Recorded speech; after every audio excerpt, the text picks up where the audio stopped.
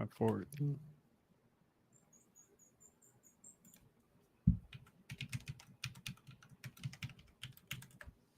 All right, we are live now on Facebook and YouTube. Hello, Facebook and YouTube. I guess they didn't want to say hello back. Wild. That's kind of rude of them. Yeah, wild for that.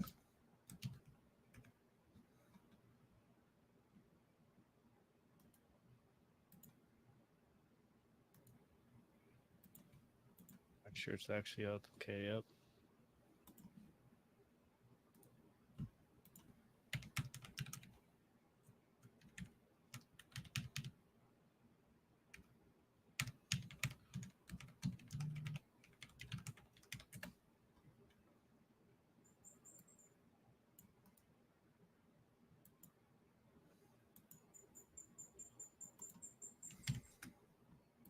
Yeah, let's see. Is this all actually up?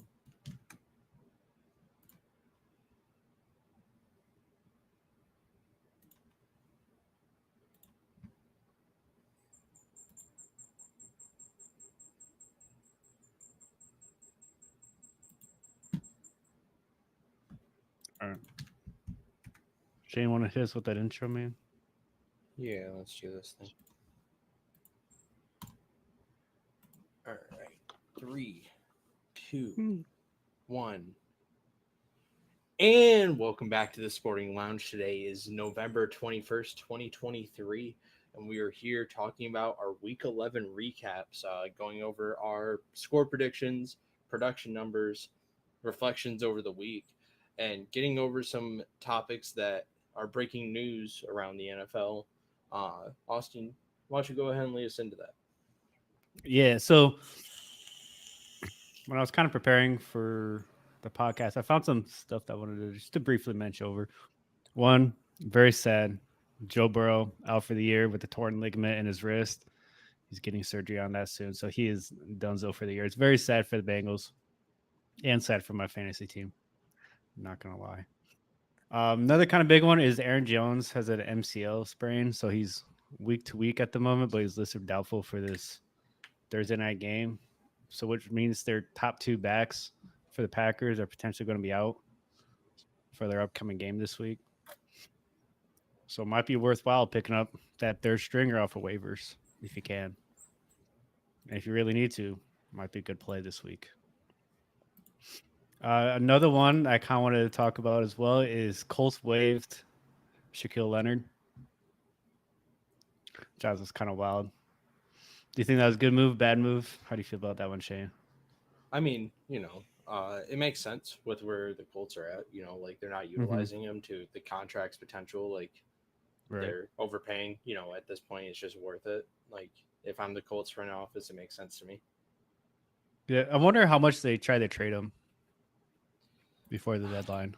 I'm curious on how many calls they I mean, fielded, or if they even tried at all. I'm sure they tried, but like, what's a team willing to pay for taking on that? You get rid of him because you're trying to get rid of that contract, and essentially, and you recognize that's a Yeah, valuable player. So like, you recognize the player's worth a fourth or a third round pick, but because of the contract, we know how stingy the Colts are.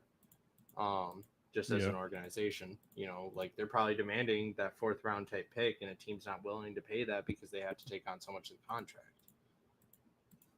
I think it kind of depends, right? Because that is a massive contract to take on immediately. But if you can kind of do like a sign and trade type deal where you can immediately get him to agree to restructure his contract, could have been a worthwhile investment at that point. Yeah, and maybe he Ooh, just wasn't willing to restructure because of how the contract's structured. The dead cap is going to hit him yeah, pretty heavy for the rest of the season, but the next two seasons it's going to have a lighter impact. So like it makes sense. Like if you're going to cut him like now to like I would have done it, in July personally, oh yeah, um, after the cap rolls over and everything, and let it just eat out of this year's cap, and still had the player. I think that he would have been is smart. still one of the best 40 players at his position. which means, he should definitely be rostered. Just the issue is, he has a price tag associated with him, and, he's demanding a top 15 price tag when he's performing at, Not a playing. top 35 level ish. You know, Do you, eh, do you have a prediction where he might go, or where he'd be a good fit? I think he'd be a really, really good fit. Like, I'm thinking on the Finns. I wouldn't be Mhm. surprised to see him go there. The Bills are another team that come to mind. Like he could definitely slide into that and just be a plug and play type player. Maybe the Rams. I could definitely see Rams would that. be. It's got to be a playoff team, more than likely. Like, so, like, although he would be a benefit for the Cardinals, I don't think he ends up going to the Cardinals. Even though he'd be a benefit for the Titans, I don't think he end up going to the Titans. Yeah, I You wouldn't. know, I wouldn't. I don't see that happening. yeah. So So, then the next story I kind of want to talk about or briefly mention is Aaron Rodgers is running. He's yep. apparently going to be practicing 2 weeks, which is wild after tearing his Mhm. Achilles after 4 snaps. Uh, but I mean, with modern medicine and modern techniques, at this rate, anything's possible. So I I wouldn't be mean, like, surprised. I don't know if they're necessarily going to be in position for the playoffs, but they might be because Tim yeah, Boyle is going to be a starting quarterback. So, and the Jets looked way better with Tim Boyle in that short time he was on the field than they did the whole game with Zach Wilson. yeah. Um, I mean, like, here's the thing, too. Like, I don't think we can question Aaron Rodgers' toughness anymore. I don't think that's a discussion anymore. Like he could have easily just missed the whole season and not rehabbed this hard, but he did. Yeah, and just He's been putting in the work. yeah, and just took that money the Jets Yeah, gave him. just look You at what know, Deshaun Watson did. Like, yeah, and he could have been like, "All Aaron right, see you Rodgers guys is, next year." yeah, exactly. But like he's trying to come back, and this team is. I think this team's rallying around Aaron Rodgers coming back and trying to get in a position where they can. I think if Aaron Rodgers is back, the Jets become a major threat.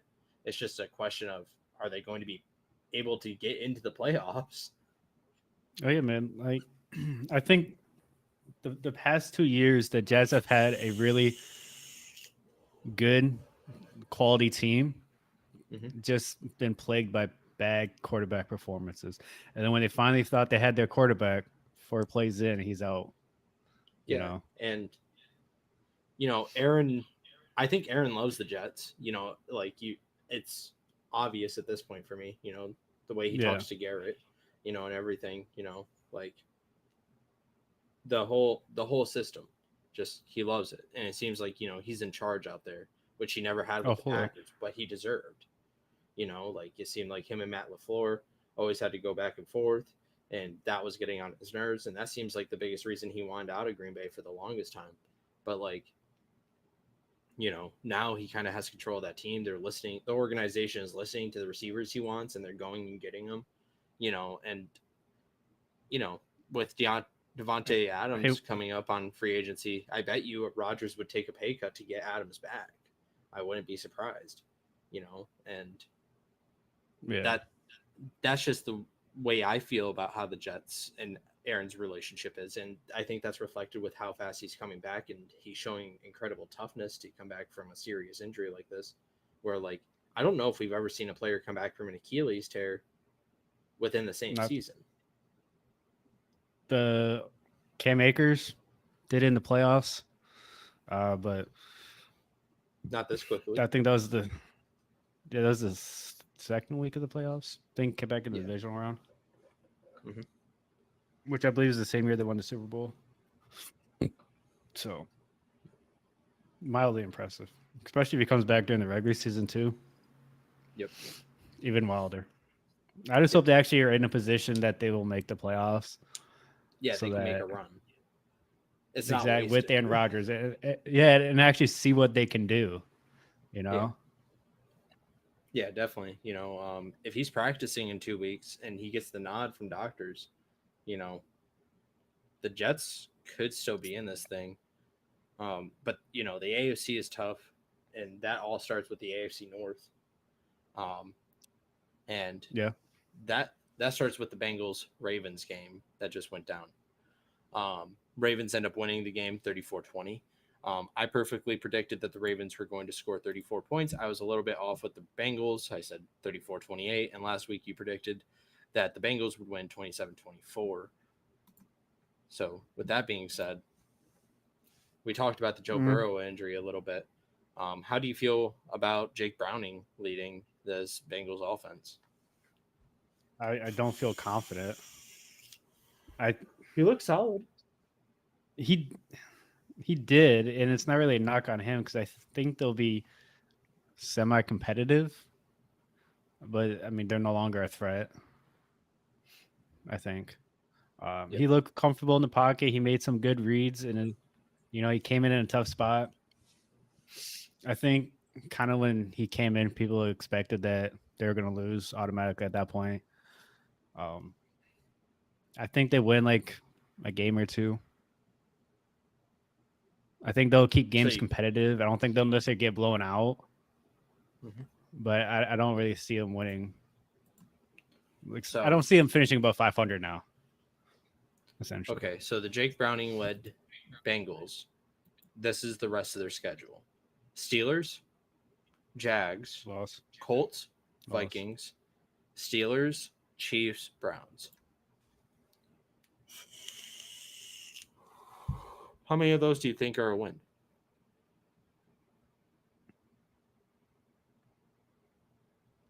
Oof. I think the Colts and Browns are their best bet at wins. Because they played the Steelers twice. Steelers are playing good ball. Jags are the Jags, so they're still playing, pretty solid. They're still playing well. Vikings look good. They're on a renaissance. No reason for me. Same thing with the Colts. No reason for me to think. Yeah, no reason for me to think they're going to lose. And then the Chiefs are the Chiefs. They can be great. They can put up fucking 42 points on you at any time. Bengals aren't capable of that. They'll still score points, but they're not. If it's a shootout, they're going to lose that shootout. And then Browns are kind of a weird team to me. And I still think they lose that game. I just don't foresee them, nor do I have confidence in winning these tough games. Any of those games? No, just the Colts and the Browns, I think, are the best chances at winning. Yeah. And do you think in their final 6 games? I think it's like 50-50, right? Maybe 60-40. It's not a high percentage chance. Jags, definitely a loss. Chiefs, definitely a loss. Steelers, I still think they could potentially split.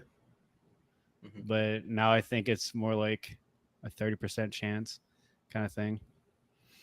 I think this Bengals team is one of those teams that are going to get 3 wins throughout the rest of the season. Now, if one of those wins or both those wins are against the Steelers or they end up beating the Colts, I could see them beating the Chiefs somehow, some way, because, they still are. They're a Super Bowl caliber team. Just because their Super Bowl caliber quarterback went down doesn't mean that the rest of the team is just MIA, Yeah. Jake Browning looked capable at quarterback. He was looking about as good as Joe Burrow was, just like a little bit more, safer passes compared to Joe. Yeah.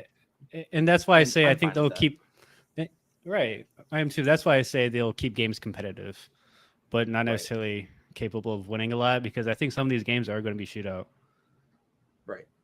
Or have that potential, right? So their opponent's just going to score points, i.e. the Chiefs, potentially the Vikings and the Steelers and the Jags. And I just don't think the Bengals offense is really capable of that. But this game against the Steelers, I think is going to tell us a lot about that, how the offense is going to look for the rest of the year. Yeah. Do the Bengals score 20 plus, right? Do they score 20 plus points? Maybe, maybe not. But if they can score up to 30, then I'll probably feel a little more comfortable about the rest of their schedule. Yeah. And if the Bengals win this, they move into 3rd place in the division against the Steelers. Right. So this is a big game for them. This is a big game for the Steelers because they need to stay alive in a tight division. So this is a heavyweight AFC North matchup, and I don't think it's going to be a blowout. I think it's going to be very close. I think it's going to be but I think it is going to be a close game as well. I think probably within 10 points or so. yeah, I'm thinking within 5. I like it. We'll talk about that a little bit more tomorrow. Mm-hmm. But on the Ravens side of the ball, you want to talk about pure dominance on offense. Lamar Jackson had another game with 300 yards over scrimmage, 2 touchdowns, no picks, only got sacked 3 times on a 16-yard loss. 16-26 completion rating on an average of 10.2 yards per pass. Obviously, Mark Andrews is out for the year. That's the big news coming out of this game, and that was a rough tackle, rough injury to watch. But it happens. You're pretty right about Odell Beckham because I believe you said he over 100 and a touchdown, and he got over the 100. Yeah. So he had himself a game. Yeah. That made sense. And, Nelson Aguilar, he put up some fantasy points too. He ended up being worth like 11 or 12, and I think that's what I predicted for him. And then I said Gus Edwards was going to be touchdown reliant, and that's exactly what he was. Without that 2 touchdowns, he was only worth, 8 points? 9 points? Yeah, just over 9 points. Because he had 62 on the ground and then 8 receiving on 2 catches. So, yep. So he was worth 9 points exactly without the touchdowns, and then throw the 12 points on there. Yeah, you're dead on about Gus Edwards. So, I mean, if you started him, you're pretty happy, pretty thankful for those 2 touchdowns. Otherwise, you might be kind of pissed. Yeah, But that was good. So all in all, good game. Yeah. Player I want to talk about from this game is Logan Wilson. Do you think that he's a dirty player?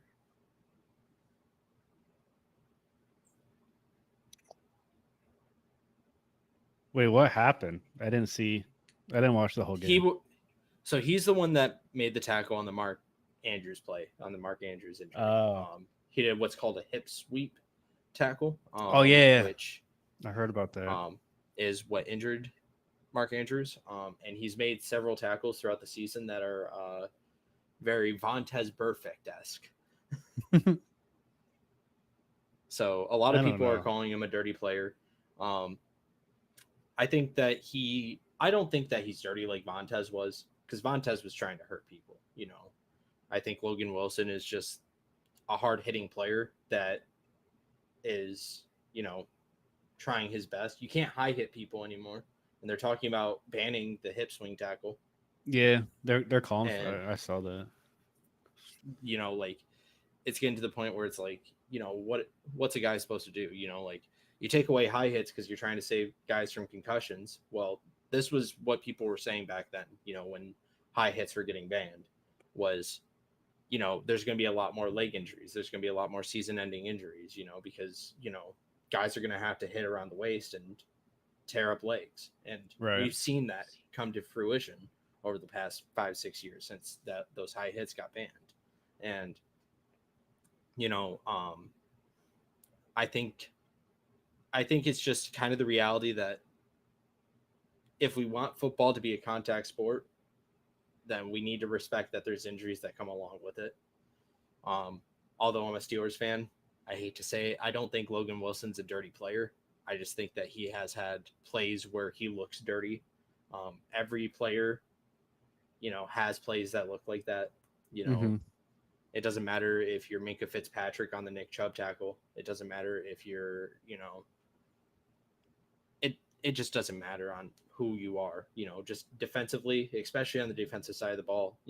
Your job is to hit people hard, and if you do that effectively, you get called dirty sometimes. I don't think Logan Wilson falls into that category, because when I think of a dirty player, here's the perfect debate: James Harrison versus Vontaze Burfict, right? James Harrison was renowned as a super dirty player. Vontaze Burfict is regarded as a super dirty player. The difference is James Harrison hit people hard and was trying to sit them out for the game. Like that's just how that was. So if you think that's dirty, then sure, he was a dirty player. But the difference is with Vontez Burfict was he was taking cheap shots to do that. Like James Harrison was doing legal hits that were hard. Compared to Vontez Burfict, circa the AB reception, circa I think he hit Steve Smith Jr. really hard or senior really hard on a cheap hit too. Those are cheap hits. What Logan Wilson did wasn't a cheap hit. He was just trying to make a tackle and disaster happened. And, I think it kind of sucks for players that are hard hitters that are trying to, like Logan Wilson isn't necessarily like this athletic freak. He's just a very hard tackler that, that's what his game's built on, like a Robert Spillane type, for the Raiders. You're talking about a guy that is going to be a hard hitting type guy, and that's what their whole game's built on. Well, that's what the Bengals want. They want a thumper, and a thumper is starting to just become a synonym for being dirty, and I don't think that's fair. Yeah, because I mean, if you want to make that argument, then you got to call so many defensive players from even 10 years ago dirty. 10, 15, 20 years ago. Dirty. Exactly. You got to call all the all-time greats dirty at that point, So it's like, I don't get the argument. There's a difference between playing hard, playing physical, and being dirty. Yeah. And I don't think Wilson it's really at this point of his career is teetering on that line of being on the dirty side versus like just a hard hitter. But I still put him on the hard hitting side. Yeah, I mean, you'd have a better argument to call freaking Mac Jones dirty than really Logan Wilson because he's had some questionable hits throughout his 2.5-year career so far. So that's true. Ravens defense came out to play. We've seen Patrick Queen and Roquan Smith both have themselves a field day. Again, I circled on them last week, but that's a big deal. Getting 20 plus tackles at your middle linebacker spot, that's a huge deal. And that's something I always want to circle. They're not letting things get to the second level. When you're getting 20 plus tackles, for reference, the Bengals rushed the ball 23 times and they only had 136 yards on the ground collectively. And 40 of those coming from Jake Browning on scrambles. So, and a 19-yard long. So, it's just one of those things where it's like, we take that out of the equation, 96 yards on the ground, or even less than that, 89, because one of them was Joe Burrow on a scramble. So 89 yards on the ground, and that's how you end up looking at that 20 tackle number. They're not allowing those big chunk plays to come over them. They're getting those stops when they need to, you're holding up that running attack, realistically 89 yards. The stat sheet says 136 because of QB scrambles, but that's that. And, they were holding, the middle of the field, not letting them get free receptions. Like Irv Smith walked out of the game with 0 receptions. Drew Sample walked out of the game with only 2 receptions, 19 yards. So, they're doing a really good job blocking up right there. Tyler Boyd was a player that I predicted to have a great game, and he didn't because, they were crossing him a lot and catching him right between Patrick Queen and Roquan Smith. 3 receptions, 22 yards on 6 targets. That's how you beat really good offenses, is having a really good center of the field. And I really want to circle that middle linebacking core for the Ravens. Yeah. Like you said, like when you control that middle of the field, it changes the whole dynamic of that offense, of the opposing offense. Yep. It makes things so much harder because then they got to attack the outside and attack deep, and try to make you lay off the middle of the field. But the Ravens never did that. Yep. Because they have such great middle linebackers, such a great linebacking core as a whole, that they can that they don't have to do that they're not forced to, and never will be. Exactly. So that leads me into my next game of the week, which is the other AFC North matchup that happened this week, which had repercussions following it, which we will definitely circle on in just a moment. I know you wanted to talk about it at the top of the segment, but we're going to talk about it here. That's why I cut you off when I did earlier. I knew it was a game that was coming up. So yeah, that's why I didn't bring it up. Yep, that's fair. That's fair. You're a smart man. We're on the same page, telepathic. So we're looking at the Browns beating the Steelers 13-10. You and I both predicted that the Steelers were going to win. You predicted 31-10 Steelers. I predicted 24-0 Steelers. And Mhm. talk about an ugly game. It was a rough game to watch. You know, Yeah, 106 passing yards, 3.8 average, but they did kill her on the ground. 172 yards. Jalen Warren, 9 carries, yeah, 129 yards, and a tutty. yep. So And fantasy wise, he did people are, great. yeah, he had a field day. Don't Hmm. discount that he had 3 receptions out of the backfield for 16 yards as well. So, Yep. right there, that bumps him up to what, 135 yards total or 145 yards total. So Yeah, you're looking 145. at what, 23 and a half points. So Jalen Warren has definitely earned. I think that you can comfortably start him RB2 as a staple moving forward. People bash on Najee. Here's the thing with Najee: you got to realize how the Steelers are utilizing him. They're utilizing him as a power runner. Um, he's there to grind down defenses. He's there to make it so Jalen Warren has an easier time against these defenses. You watch the first quarter and a half, they didn't give Jalen the ball at all. Like it was just Najee, just feeding Hmm. Najee the ball and just letting him grind down the defense. And that's exactly what he was doing. Um, the biggest thing for me during the Steelers game when I was watching it live was, they just started passing the ball nonstop. And it was like on these weird ass routes that, were just idiotic. Which that leads into Matt Canada getting fired. Yeah, how you feeling? Because now they got the running backs coach as part of the play calling Yeah. as Yeah. well. And So I think it's like a interim offensive coordinator they got going on right now. If I read that So correctly I've been there. waiting for the official release today. Um, let's double check this. I don't know if they have announced the new offensive coordinator yet. Um, Mm, it looks like. Let me double check. Faulkner is expected to take over as the interim offensive coordinator, and Sullivan, who has previous coordinator experience with the New York Giants and Tampa Bay Buccaneers, will handle the play calling. okay. So Randy Faulkner is who they're referencing. Oh yeah, so Mike Sullivan and Eddie Faulkner. Eddie, excuse Oh me. wait, yeah, Eddie Faulkner is going to be the offensive coordinator, while the quarterback coach Mike Sullivan as the play caller. Yep. And I mean, I said this a couple weeks ago when the Bills decided to move on from their OC, but like Ken Dorsey, Hmm.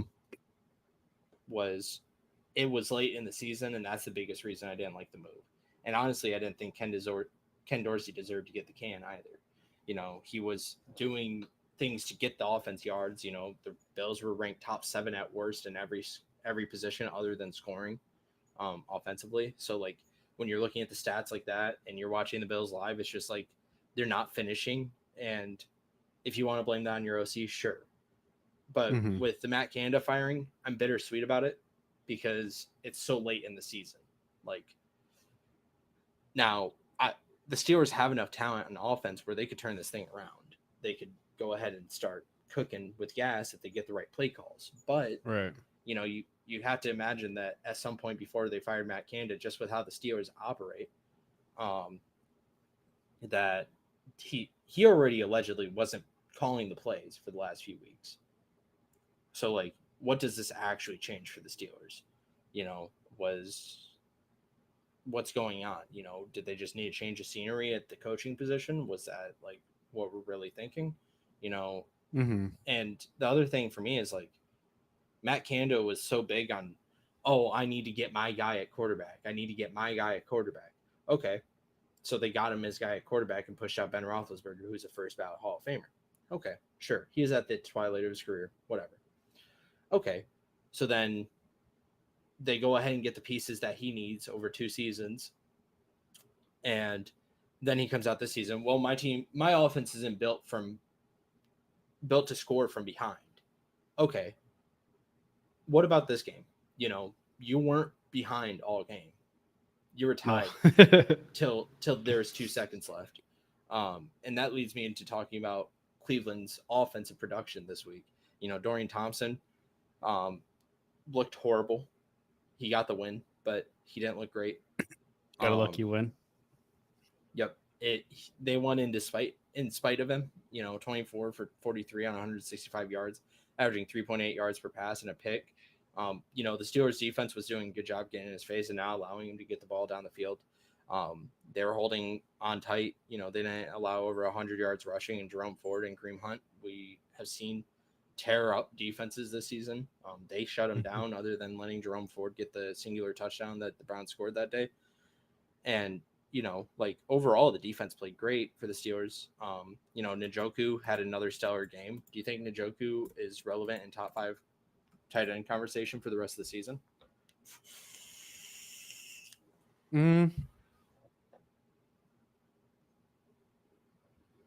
I want to say I think he's good and he's worth starting most weeks, but I don't know if I say top 5. Maybe I'm kind of flipping back between 5 and 6 with him to put him at 5 or 6. Yeah, that's kind of where I'm at. I'm kind of thinking 4 to 7. I think you can comfortably start him. And you don't really have a problem there because he's going to get you points, he's going to get you work, and every once in a while he'll get you a touchdown. Yep. Right. So he'll get his 5 to 6 catches a game, probably 50 to 60 yards. Right there, that's 10 points. So if he gets you that touchdown, that's 16, 17 points right there. And you're happy with that. Happy with 10 points. Yeah. Your basement is 10 points at tight end, and your ceiling is 20 points. That's Kelsey numbers. I think he's a comfortable start. I agree.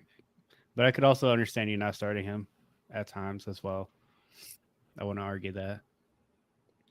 Yeah. I like him a lot. We've seen the connection between him and Dorian Thompson. Dorian Thompson has a hot hand. So he's going to get a lot of targets just because he got 15 targets this game. Did you know that? Yeah. He dropped 2 of those too, by the way. So that's what I'm saying. Comfortably start him. Yeah.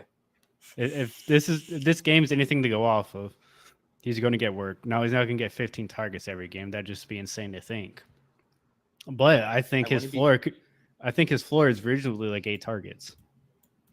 In the 8 to 10 I wouldn't be surprised if he range. gets 10 plus targets. I wouldn't be surprised if he gets 10 targets consistently from this game out. I think that there will only be one game he doesn't get a lot of targets on. And, we started talking about the AFC North standings. The Browns move up to 2nd place. They're only half a game behind the Ravens at this point. They're 7-3. Steelers are 6-4. The remainder of their schedule goes like this: Broncos, Rams, Jaguars, Bears, Texans, Jets, Bengals. Oof. So Broncos might be where the Broncos been playing. That's probably going to be a loss. Jags, Jets, or Jags, Texans, also probably a loss. So they might only get 3 of the next 6 wins. Or win 3 of the next 6 games. I think that's very reasonable. Very possible.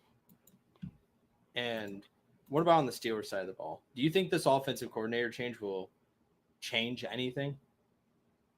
I don't know, man. It really depends. I mean, I think it's kind of too early to tell. I think it potentially does. And hopefully the change will allow the Steelers to open up the playbook a lot more than what they seem to be doing. Because when we saw Kenny just call plays, or we saw the Steelers perform a lot better.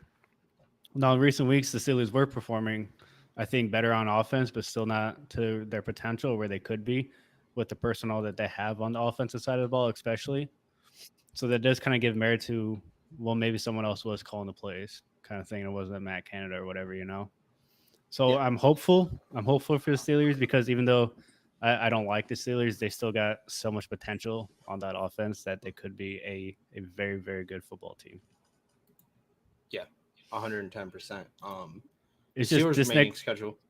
Yeah, this next game for the Steelers is going to tell you a lot. Yeah, I agree. I think I think Matt Canada's firing is going to be more of a rally point than necessarily a actual change.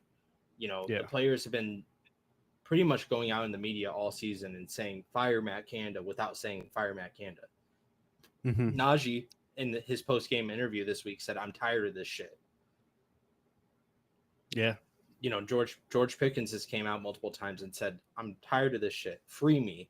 I don't know if you remember that Instagram drama, but he's saying, Mm-hmm. "Free me." And you know, Deontay Johnson, who has proven multiple times throughout the season that he is the calm head in that wide receiver locker room, he came out and was like, "This ain't working."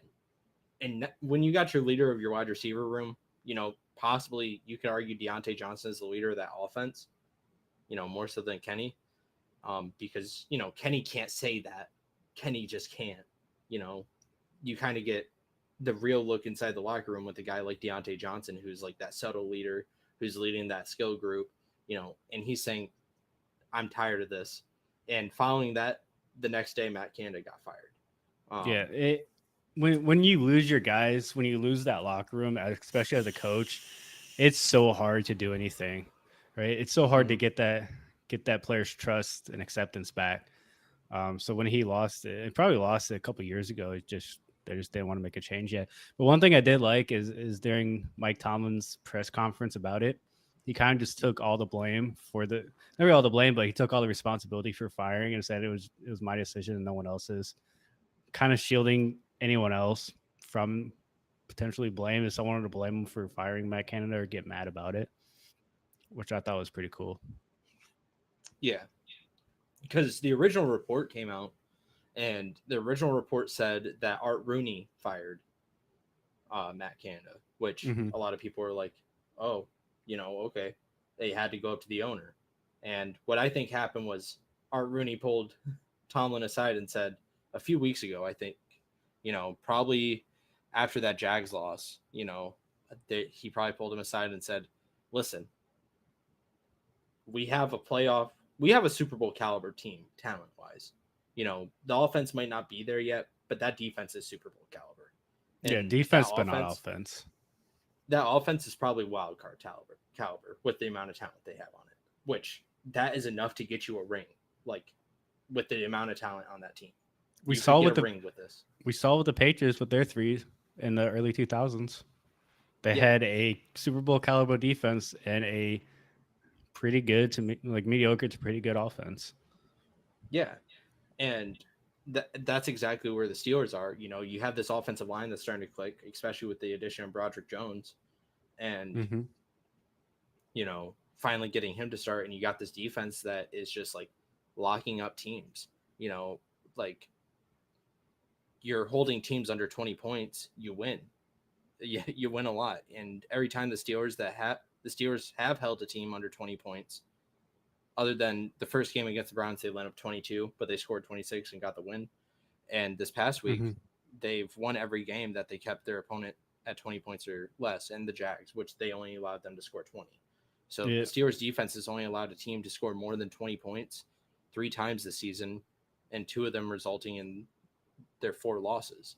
You So, know, fun fact that I saw when I was just reading before the pod was that the NFL is on track to score the lowest amount of points since like 2009 combined. Because right now teams are averaging combined like 43.8 or something like that. yeah, 43.9. So I thought that was pretty interesting. yeah, and you know, it just seems like it's been a low scoring season, and I think a big thing with that is, you know, like you had the AFC North that like you have 4 great defenses in one division, and that's just the AFC North. You got the Lions, who have a great defense. You have the 49ers, who have a great defense. You have Mm-hmm. the Eagles, who have a great defense. You know, like The we're talking Bulldogs have a about great like defense. the Philadelphia Bulldogs have a great defense. um, but no, actually, you know, we're seeing a wave of defenses that are elite all at the same time, and I wouldn't be surprised if this becomes the standard because you can't just check down, and bing, bing, bing, and win games anymore. You know, like you can't rely on your quarterback to win you games anymore. This is playing almost like 90s football, where it's like 90s and prior football, I should say. You know, Right. you can't rely on just a quarterback to get you wins anymore. You know, there's teams that are like the Jets that are a quarterback away from being a great team. But, Mm-hmm. you know, just like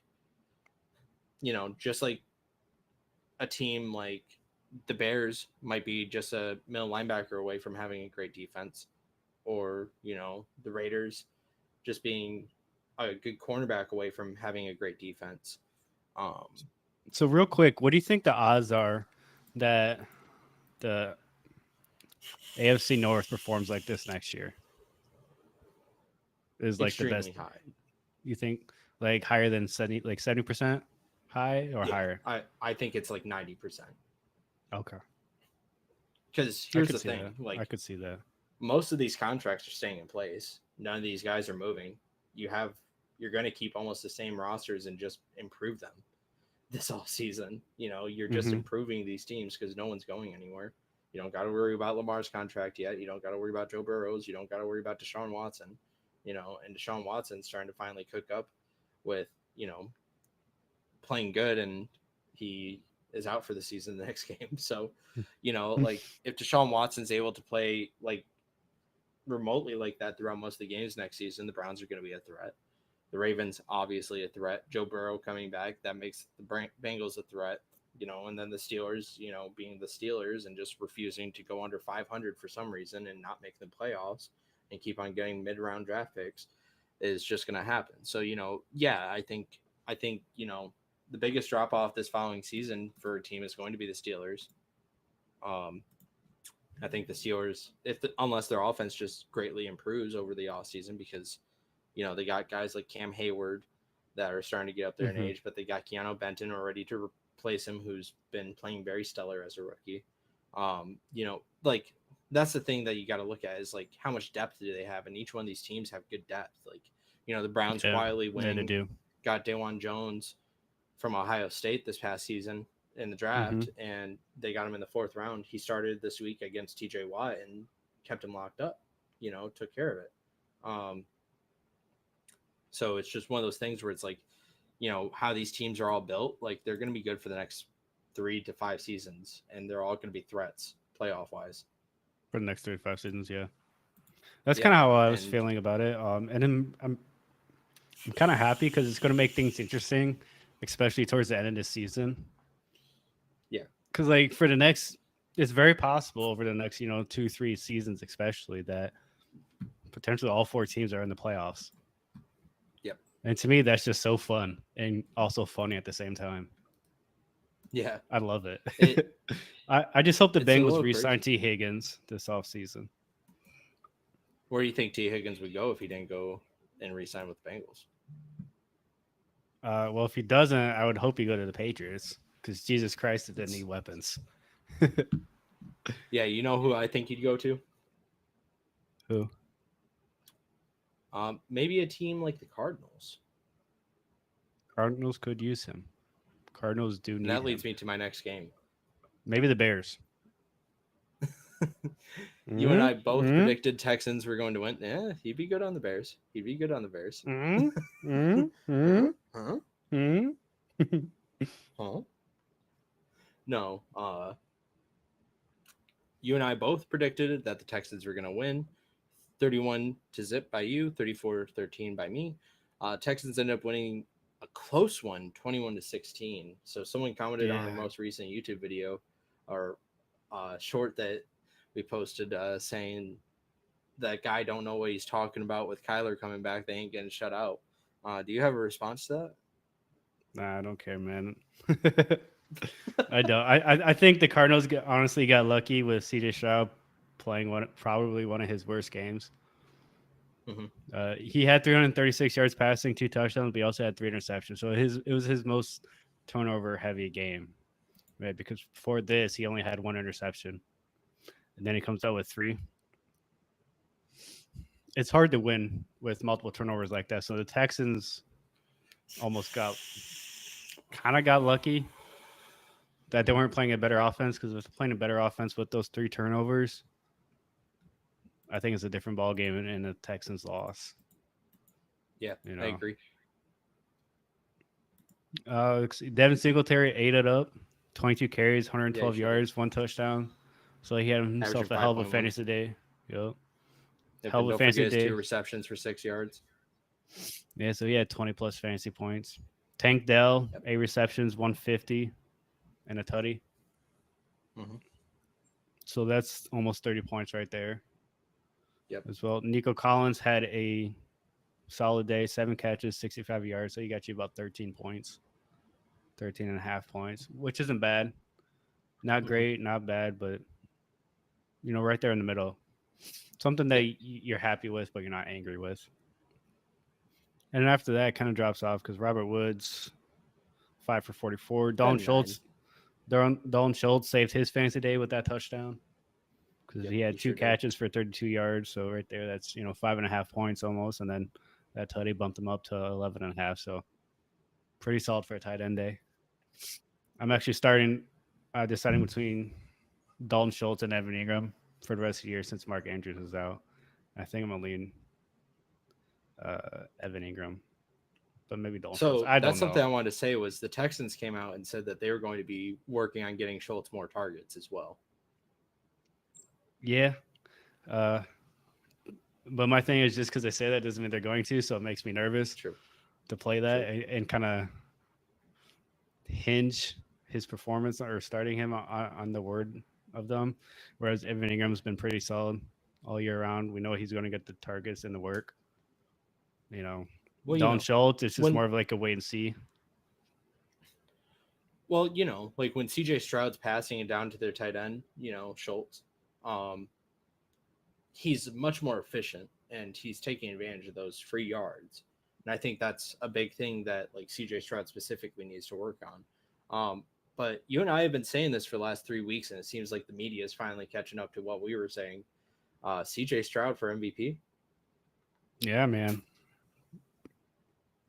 Hold on, I gotta look this up because I wonder if a rookie's ever won NFL MVP.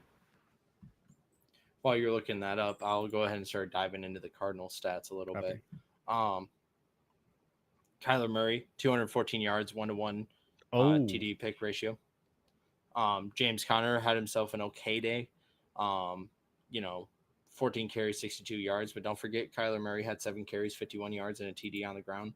So he got like 265 yards and 2 TDs and a pick. So you're looking at a pretty solid QB performance. In all honesty, I think it's about 18 to 20 points. But Greg Dortch was the wide receiver that you had a lottery pick, and Trey McBride went out and had a good week again. He had 9 points. So, solid at tight end, nothing great, but he had 7 targets, 5 receptions, 43 yards, no TDs. If he had a TD, you're talking about a really good week. I still think he's a staple start at tight end at this juncture. I still think he's a top 10 tight end for fantasy. Yeah, he still got 7 targets. I mean, yep. He's getting those looks. So, Greg Dortch, if that was the Cardinals wide receiver that you decided to put all your chips on black on, then congratulations. You went and got yourself 13 points. But, in all seriousness, do you start any of these Cardinals wide receivers from here on out? Not comfortably. Kind of still hold firm on Trey McBride as my favorite person to start on the receiving side of the ball for the Cardinals. I agree. Maybe at times you could start Hollywood Brown or Greg Dortch. But those are I think they're almost kind of dart throws where if you need to, you can start them because they may have those boom plays and they're capable of it. Yep. But I think Trey McBride is probably the safer play in the Cardinals offense outside James Conner. Yep. That's kind of where I'm at with that. But to quickly go back to the rookie to win MVP, do you have any guesses? I'll give you a hint. He's regarded as one of the best running backs all time.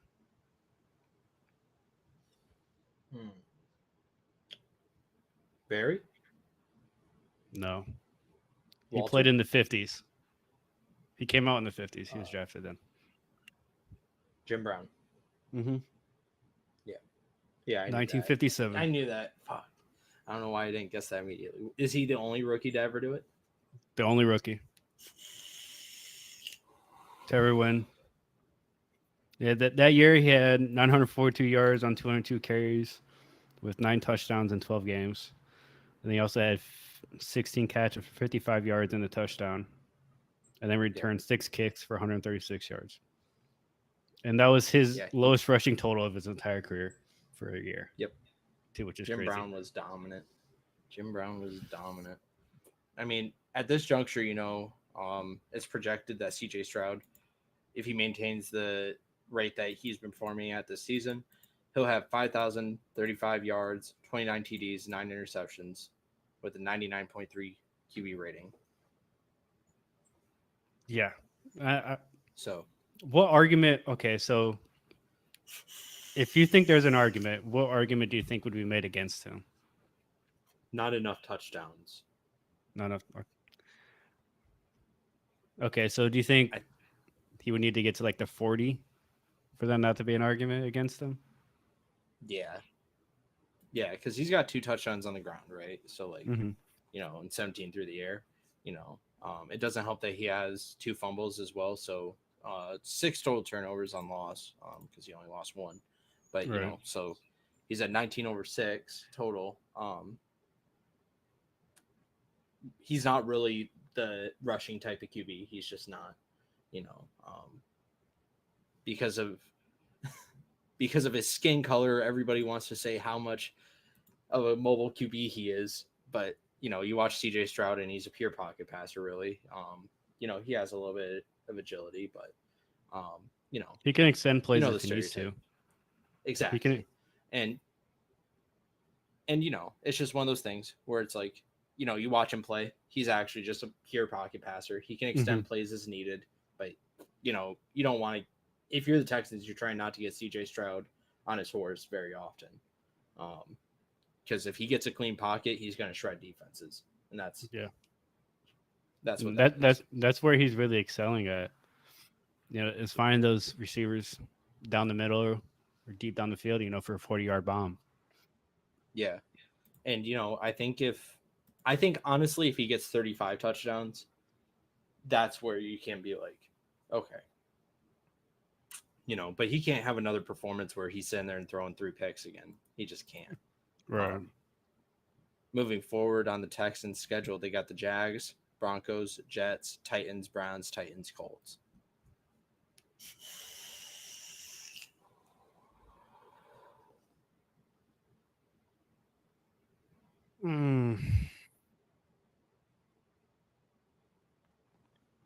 So for the Texans, Texans are a team that I would love just to see them make the Super Bowl. Honestly, I think it would just be such a fun storyline and almost like a meme storyline because it's just because so many people wrote them off at the beginning of the year. Even at the end of last year, so many people just automatically wrote them off. Yeah. And then after seeing all the moves they made, they still wanted to write them off. Even now, people still want to hate on them and write them off and say that, that they're not going to make it anywhere in the playoffs, where I think that they very realistically could. They could make a deep playoff push. I wouldn't be surprised if they make a title game, but I don't expect it. I think they kind of stop at the divisional round. That's where things kind of end for them. I think make it that far. Make it to the playoffs as a whole, even if it's a wild card, right? I think is a major improvement.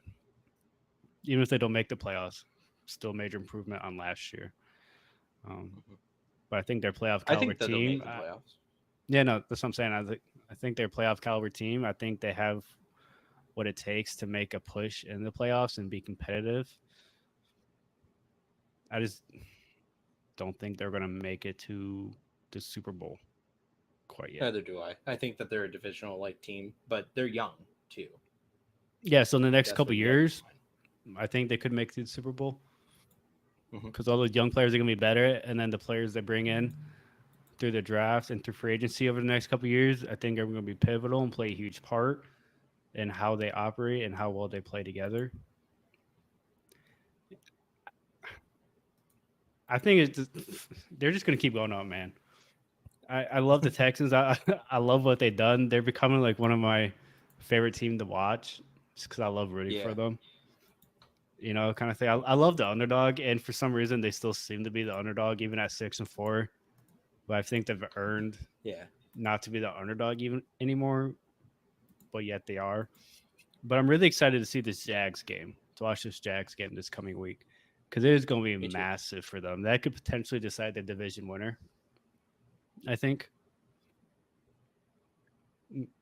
Now, obviously, for the division winner, both teams would have to win out for this game to really matter that much.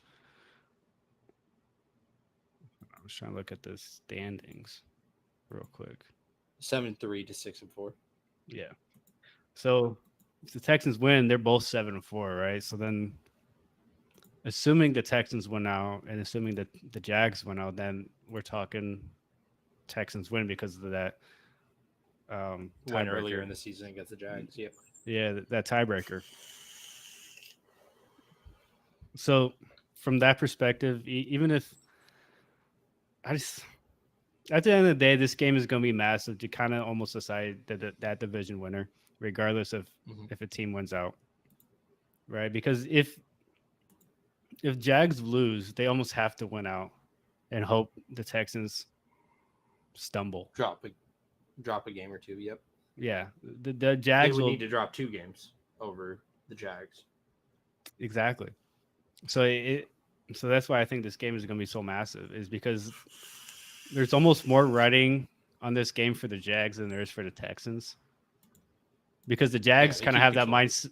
The Jags kind of have that mindset of, well, not only do the Texans still have that control, but the Jags have that, I think, kind of have that mindset of having more pressure on them because people expect more from them. Hmm. Thus, if they don't, then there's going to be all this hate and calls for people, probably people being fired or something like that. Whereas the Texans have none of that. People didn't expect No. shit from them this year.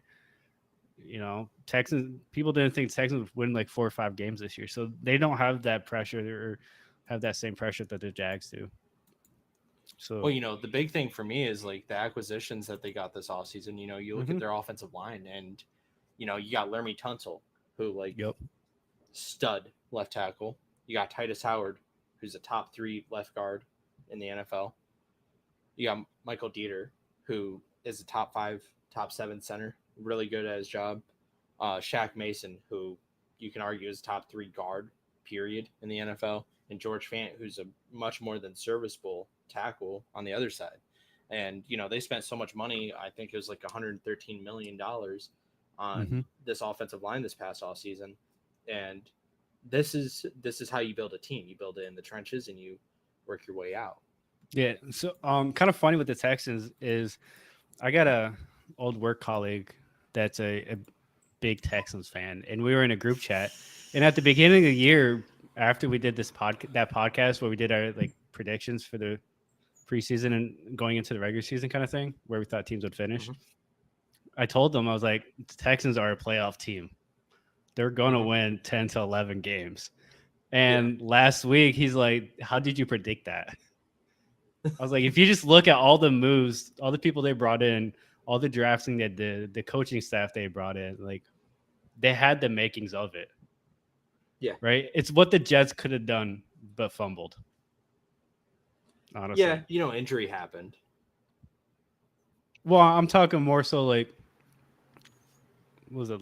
Whenever they drafted Zach Wilson, right? Yeah. They could have done a little better. They They could have definitely pushed. could have. They could have pushed the can down the road a little bit, kind of thing. Um, that's why the Jets and the Texans have a little bit of similarity to me, is because they both have very good young teams. It's just the Texans have their quarterback, whereas the Jets don't, or quarterback Mhm. of the future. You know, so I'm excited for the Texans. I'm excited to keep watching them play. I think they got a very bright future, and they're going to be a damn good team for the next at least 5 years. Yeah. I think they're building a dynasty over there in Houston. That brings us to the other team in Texas, you know, Dallas Cowboys, which you perfectly predicted that they wouldn't let up more than 10 points, which that's correct. But you were just slightly off with what they'd score, 42-10. I was saying 42-17. But we both agreed that the Cowboys were going to win. Thoughts on this game? Nothing really stands out on the Dallas side, right? Because when you see 33 points, you kind of expect big stat lines, but you don't really have any big stat lines. You got Dak Prescott 189 yards, 2 touchdowns. You got Tony Pollard with 61 on the ground and a touchdown. Then and then you got Brandon Cooks and CeeDee Lamb with 42 yards and 38 yards respectively. There's just not a lot of Cook in there. But and then on the flip side of the ball, the Dallas Cowboys was able to keep the Panthers in check, which I think we all kind of expected. No one really expected Bryce Young to go off against a dominant Cowboys defense. He had 123 yards passing, 1 touchdown, 1 interception. They kept Chuba Hubbard in check with 10 carries and 57 yards. And then Miles Sanders, 11 carries, 50 yards. So, I mean, as a unit, they got 110 yards, which is pretty good. And then for Carolina receiving, you had Adam Thielen, 8 catches, 74 yards. So he had a decent fantasy day. Nothing crazy, nothing great. If he had a touchdown, that would have been amazing. Would have made his day even much better, but that went to Tommy Tremble, which was okay. And then Bryce Young also had a fumble. And then Adam Thielen had a fumble, so it kind of hurt his day a little bit. So from both sides, this was by looking at the stats, you would have thought this was a very boring game to watch. But then looking at the score, you're like, where did all these points come from? Because it doesn't make sense when you look at the stats. People just had these short yard touchdowns. CeeDee Lamb is still the target man, the unquestioned wide receiver 1 in that offense. I don't think you can really argue that with 9 targets. Tony Pollard looked pretty good. Not great, but he looked pretty good. Can't really argue with that performance. But what I'm really wondering is what were the Cowboys doing? Because you didn't really see a lot of big chunk plays. You saw a lot of check down, a lot of short yardage type stuff. So why were they doing that? And then that part just confuses me. I don't understand why they were doing the play calls that they were doing. Yeah, and then 100%. Yeah. For it just confused me, because I saw the score. I didn't watch the game at all, but I saw the score and I was like, damn. Some players that must be some pretty good stat heavy game. But then you look at the stats and you're like, what? Well, 2 turnovers will do that to you, especially in the positions that they happened in. Short field positions will do that, and they were doing a good job spreading the ball around on the ground, Yeah. They, had 170 yards on the ground, 6 of it coming from Dak, so 101 by running backs, or by design rush plays, I should say, excuse me. Yep. So you're looking at it like that, and it's like, oh, that kind of starts to add up. They start turning the clock a little bit, and yeah. So it's one of those games where Dallas controlled the game very, very well. That's all they did from start to finish. They just controlled the game. They didn't really try to do anything too risky or try and push the ball downfield. They just wanted to get those plays to get those first downs, and they did that very, very well. And Johnny Hekker for the Panthers, he only averaged 48 yards per punt with a long of 61, and he only had 1 touchback and 1 within the 20. So on 3 of his punts, that means that he was giving up good field position. And then the 2 turnovers, that's good field position. So you just got to go finish the drive there. And that's exactly what the Cowboys did, was they went ahead and just finished off the drives and opportunities that were given to them. And that's what they've been doing all season. The Cowboys controlled the game. And I think you said it best. They just controlled the game from front to back, and that was that. Yeah, I mean, it was a pretty easy game. for the Cowboys, and I think that's really why they just controlled the game because they knew that the game was never that there was never a threat of them losing. I Mhm. guess Bryce 100%. and like Bryce Young kind of played how I thought he was going to play. He had a poor game, the 123 yards passing, touchdown, and interception. I didn't expect a lot from that Panthers offense. What do you think the possibility is of him having like a bounce back year next year? Bryce Young, Yeah. pretty high. I mean, like, here's the thing: is the Panthers haven't started their rebuild yet, and with their signings and shit, these 1 year deals and these deals that are about to expire and shit, they're gonna let a lot of guys walk, especially these older guys, and then they're gonna go and pick up players. Like they got their QB, they got the guy they want, they know who they're building around. I don't think Bryce Young's the issue nearly as much as his offensive line and their running attack. Like Trevor Mm-hmm. Hubbard and Miles Sanders, I think have proven that this season, that they are not RB1 material. Miles Sanders had his chance. He looked like an RB1 when he was with Philadelphia, but keep in mind he had help, throughout. Dominant offensive line. Yeah, in a dominant offensive line, and a lot of his points, via fantasy. That's why he's such a fantasy sleeper. Like the last few seasons he was with Philadelphia, was off receptions. He wasn't the type of running back that was going to go ahead and grind you yards and go ahead and get you in a position to win the game just off of his legs alone. Mm-hmm. It's one of those things where like he was catching a lot. He has very good hands, and that's not how the Panthers are utilizing him. I think they're going to clean house at coaching. It's just like I think that they need to reset everything because you do have Bryce Young, who's very talented, and you see it. You see flashes of it. It's just you don't see how much talent he has when he's getting sacked 7 times a game. We were talking about this a little bit with Zach Wilson the other Yeah. day. It it really doesn't help you when you're getting sacked all game long. So far this season, he's been sacked 36 times, and he's been sacked 4 or more times throughout the season, like 7 times. Mm-hmm. So 7 times out of 10 games, he's been sacked 4 or more times. That's not acceptable. You can't let your QB be getting hit like that consistently, and especially a rookie. I think Bryce Young will get better at releasing quicker. He already does release pretty quickly, honestly. Um, but it just doesn't help his case when he's trying to get a play to develop and he's getting blown up. He only had 16 completions on 29 attempts, but he only had Yeah. one pick too. And that's just a reflection of how good that Cowboys defense is, but it's also a reflection on how bad this Panthers offensive line is. And I think as this offensive line improves and as Bryce Young gets used to the speed of the game a little bit more, he's going to go ahead and be better. It's also one of those Yeah. things where it's like they don't have their first round pick this year.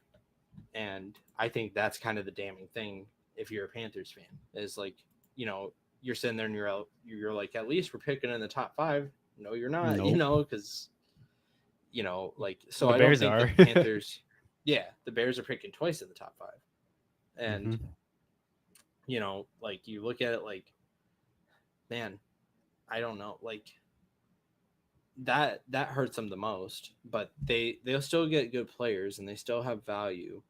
But it's also one of those things where like, throughout the season, Chuba Hubbard and Miles Sanders only has 682 yards Mm-hmm. collectively, and you just can't have that.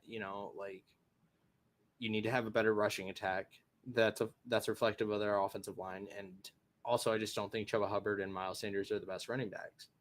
Adam Thielen is your best receiver by a mile. He has 726 yards on 76 receptions.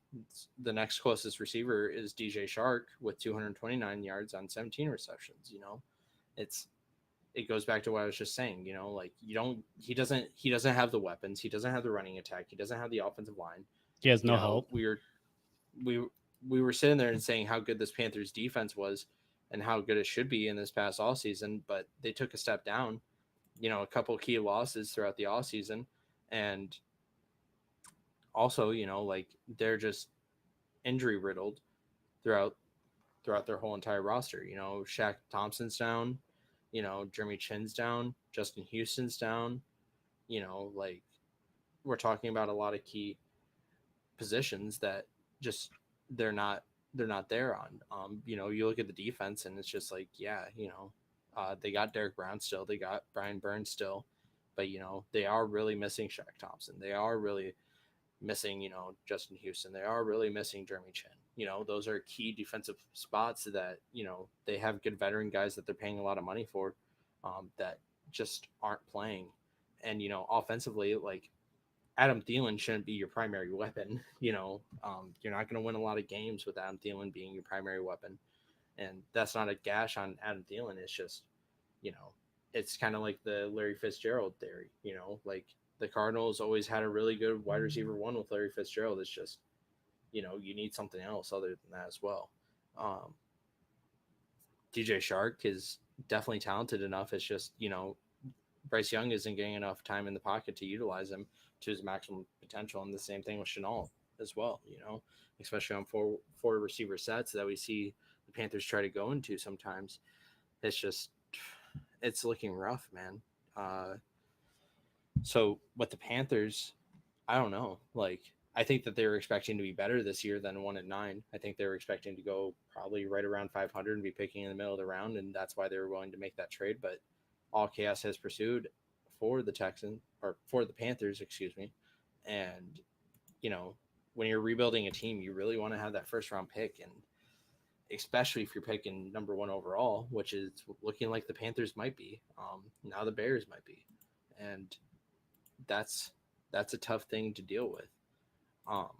But that goes ahead and leads us into our next game, where Austin predicted that the Titans would win 24-21, and I predicted that the Titans would win as well 24-13, but the Jags end up getting their act together, and they were able to score early and quickly.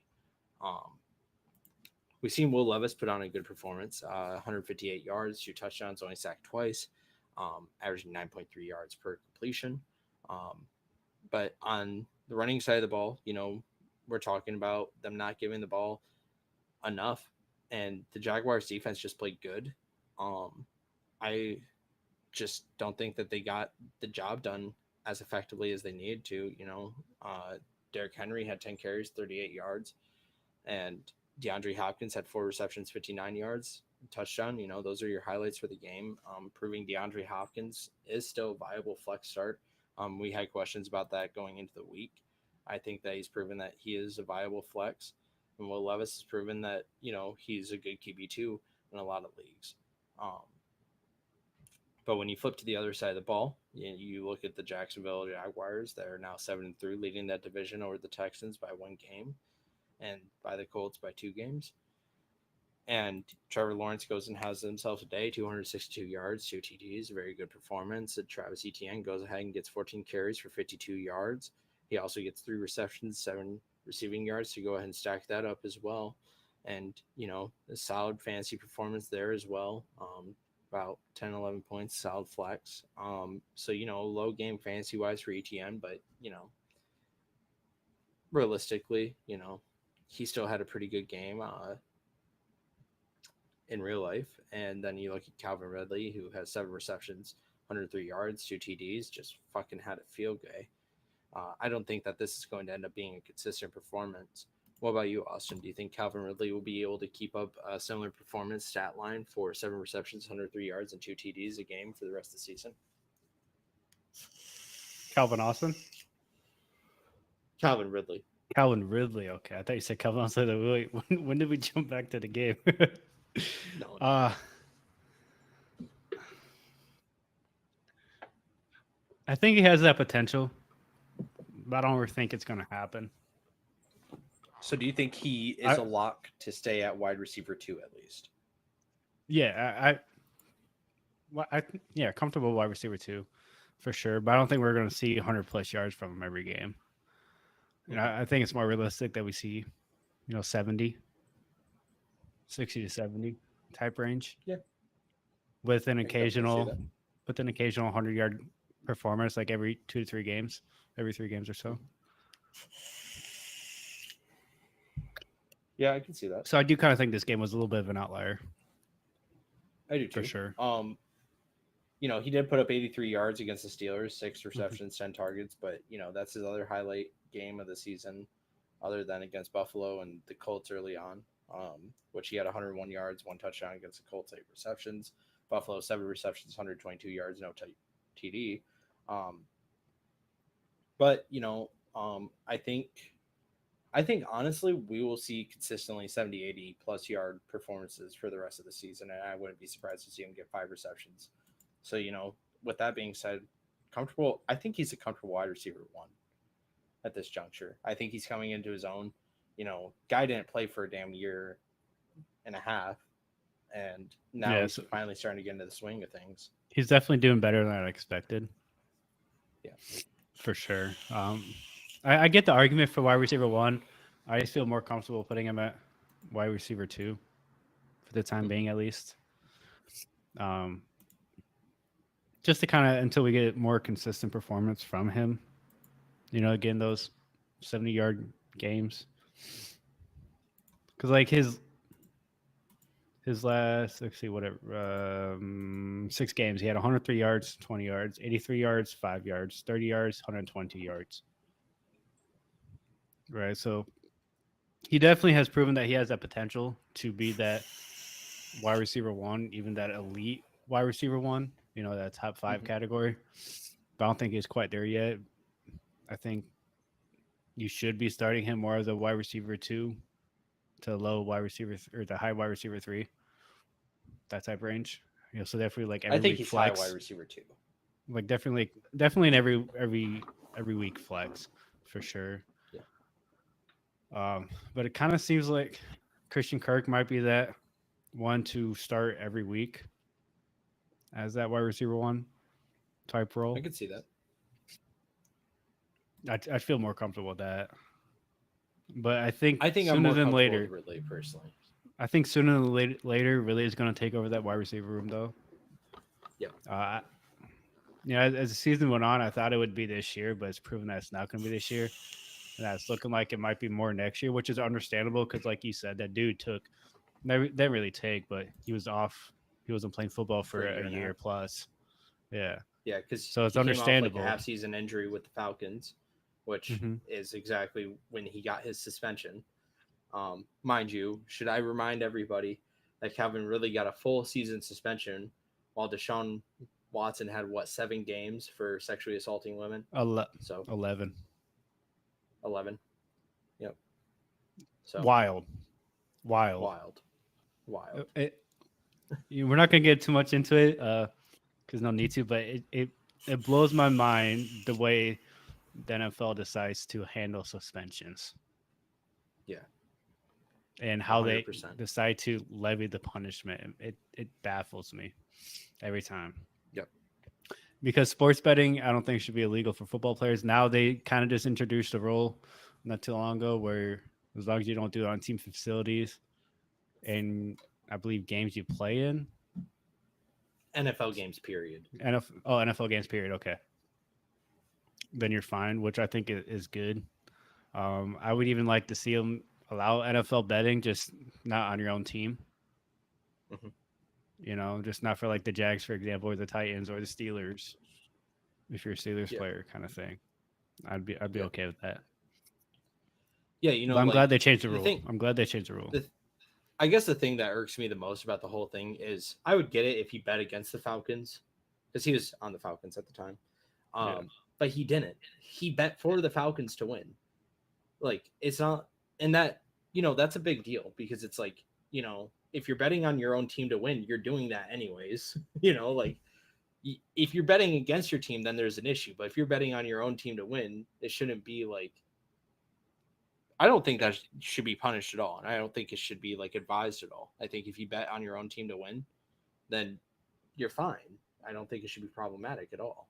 Yeah. I mean, it's different if you're trying to fix the game, right? Purposely lose to win a bet or whatever, like we saw in previous sports. Then it's different. Then I could understand the suspension. But just betting in general when you're not even playing, I think it's kind of ludicrous. Kind of crazy. For your own team to win? Yeah. But it's crazy. It's wild. Don't make sense. I will never understand. You know what else is wild? NFL is crazy. The NFL is crazy. Tyreek NFL's Hill crazy. is also wild. Nah, he's slow.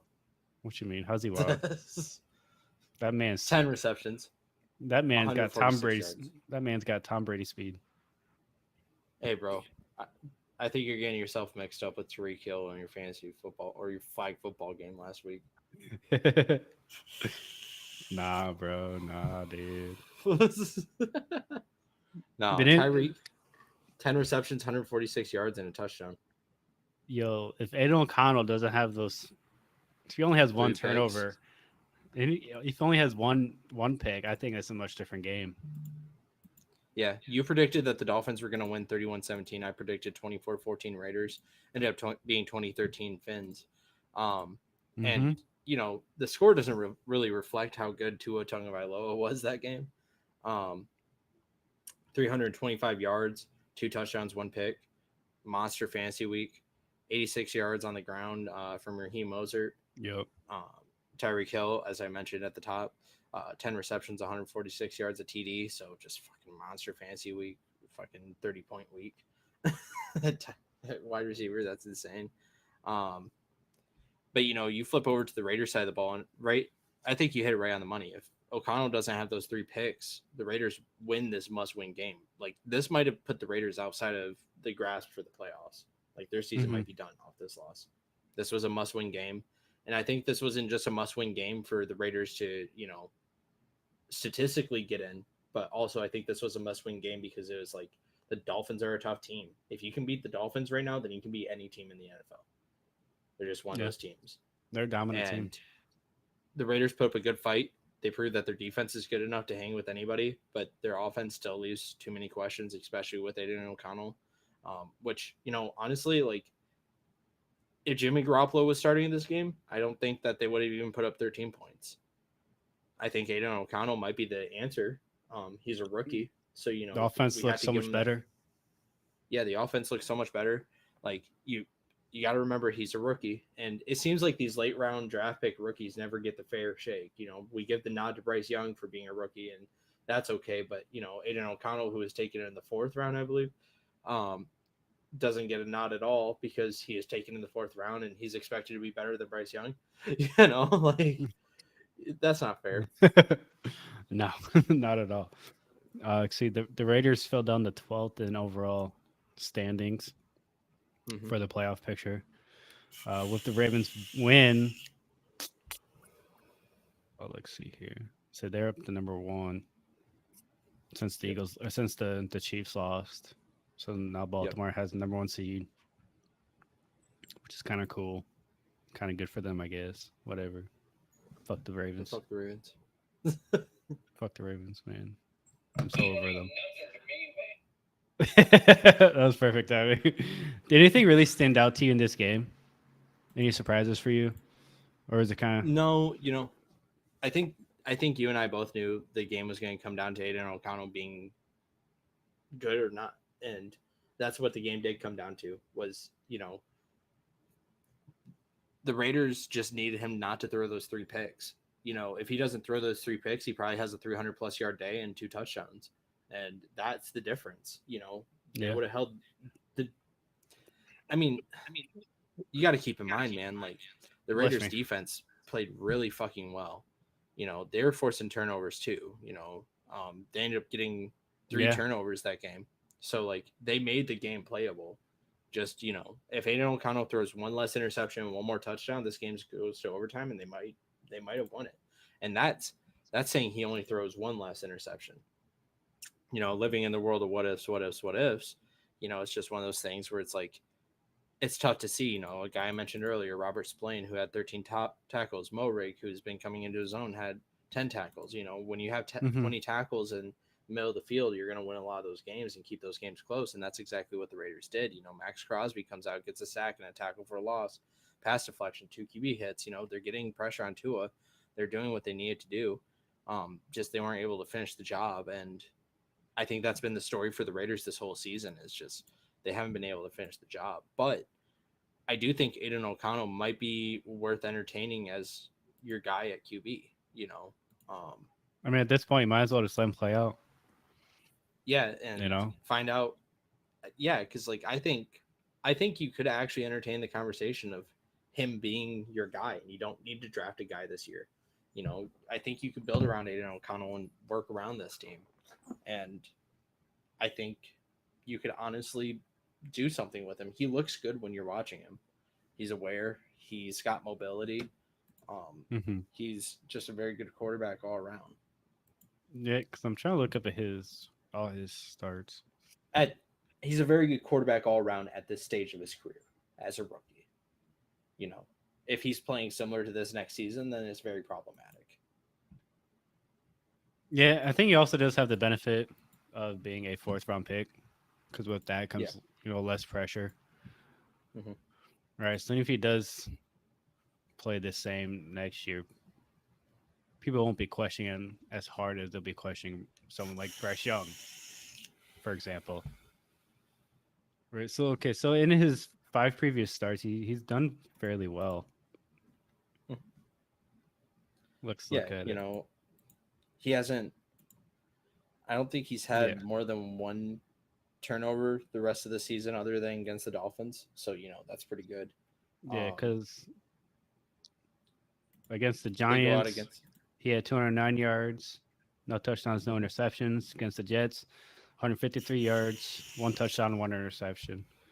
And then today, 271 yards, or not today, but on Sunday, 271 yards, 1 touchdown, and 3 interceptions. So hasn't played bad. Yeah. He's 2-2 right now as a starter. Yep. So I mean, I think he's played well enough to continue playing it and see where things go, see how things play out. I think the Raiders definitely made the right choice in firing Josh McDaniels 100%. And bringing up the linebackers coach. I know you wanted to talk a little bit about that. Yeah, right? The thing is with Josh McDaniels is like, I love Dameon Pierce going up and being the head coach. He got a Super Bowl winning coach. He won one with the Giants. I can't remember what team he beat, but that's neither here nor there.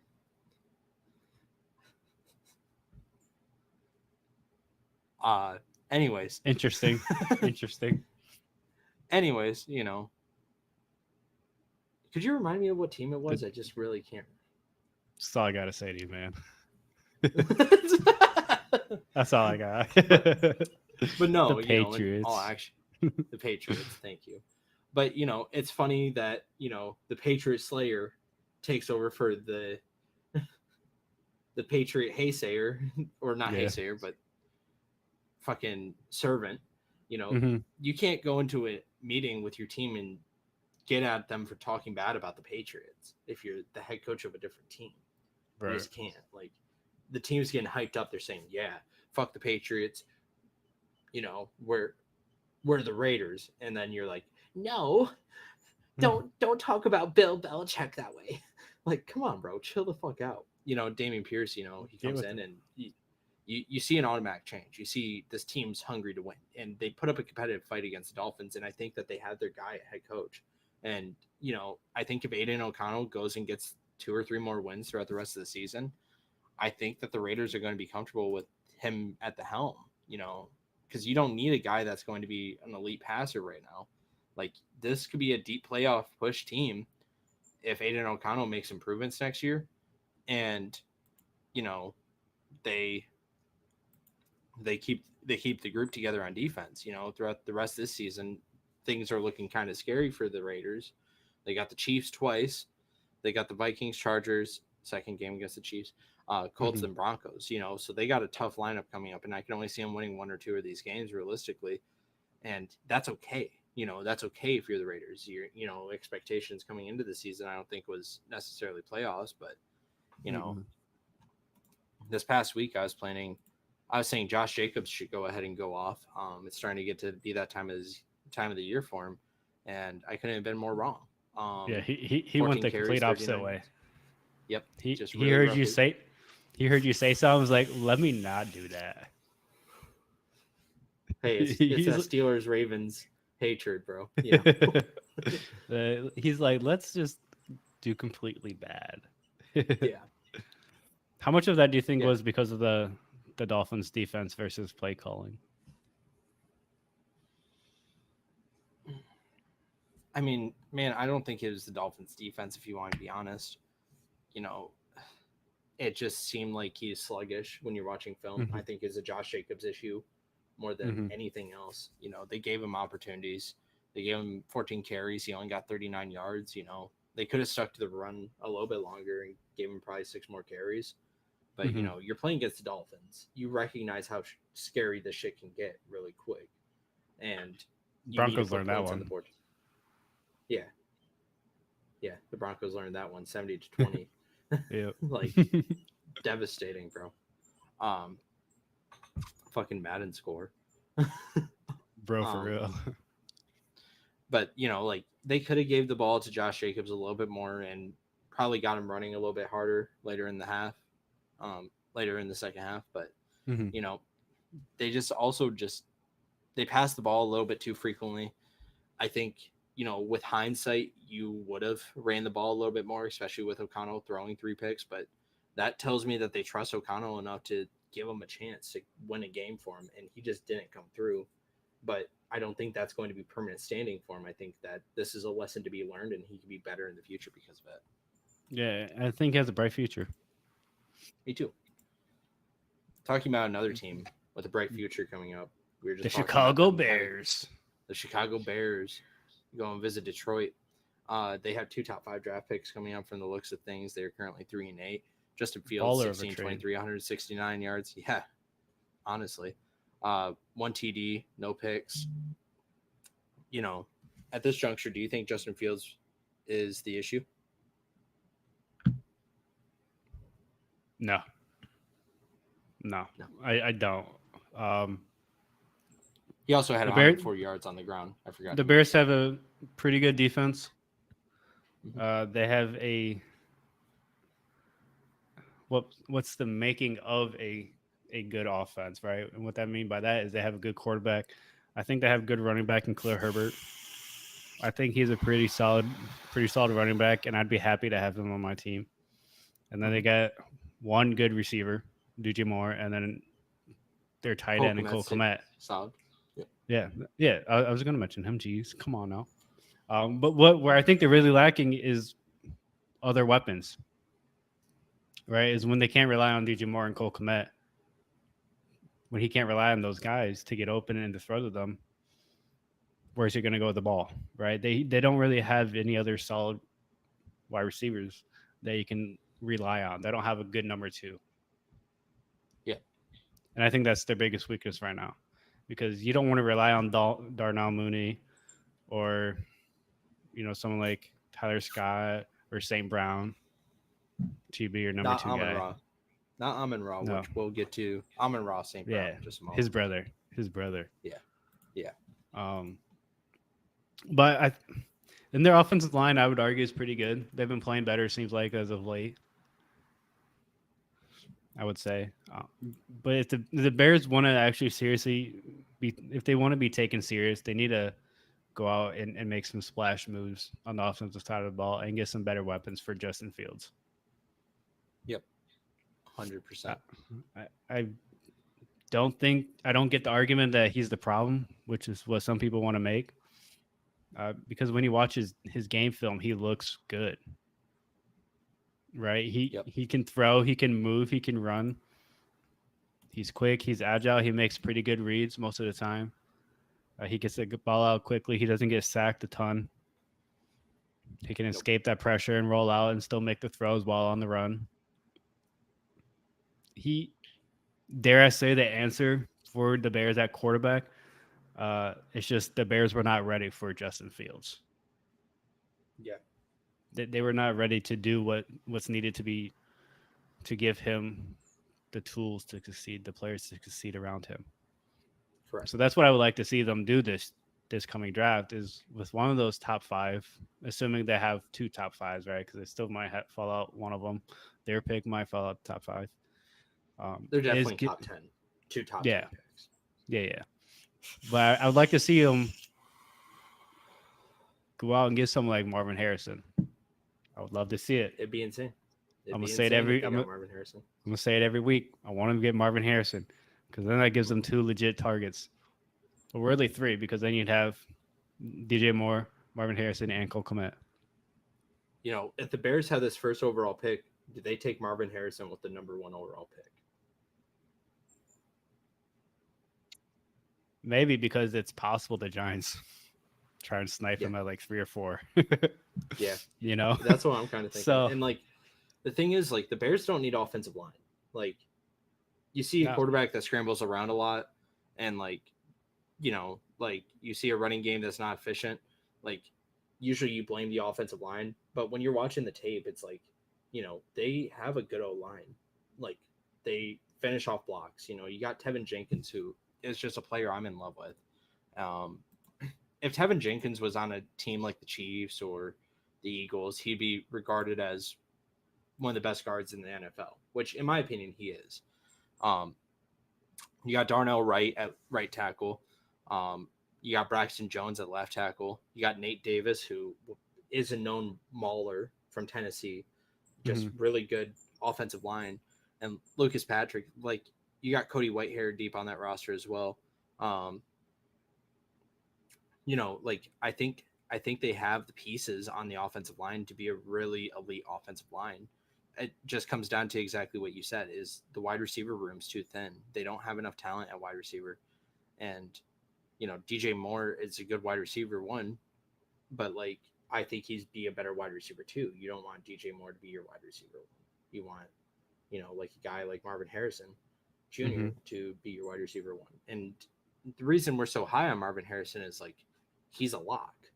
You know, you're talking about a great character guy, which I think the Bears need that. You know, they need a guy who comes into that locker room and says, you know, like, I don't know if you've seen him say this, but he said something along the lines of, you know, by the end of my career, I don't care about all the accolades I get. You know, it's almost like he's saying, yeah, I know I'm going to get accolades. Yeah, I know I'm going to be a Hall of Fame wide receiver. I already know that. I want to make as many people happy as possible. And that's a big deal. You know, like, you don't have to deal with your George Pickens issue that the Steelers are dealing with right now. You know, you don't have to deal with, you know, Elijah Moore going out and saying how bad the Jets offense is a couple seasons ago and ultimately going over to the Browns, or an Odell Beckham situation when he was on the Browns. You know, you don't have to deal with that. You deal with a guy that has good character that wants to see your team win. And when you can get that type of character in your locker room, I think he's worth the first overall pick. That's why you take quarterbacks with the first overall pick, because they tend to be your leader. And if Marvin Harrison can end up being the leader alongside Justin Fields, I think it's the perfect dynamic for this Bears team to turn around. You know, take him with number 1 because that risk is high that he's not there at, say, 5, right?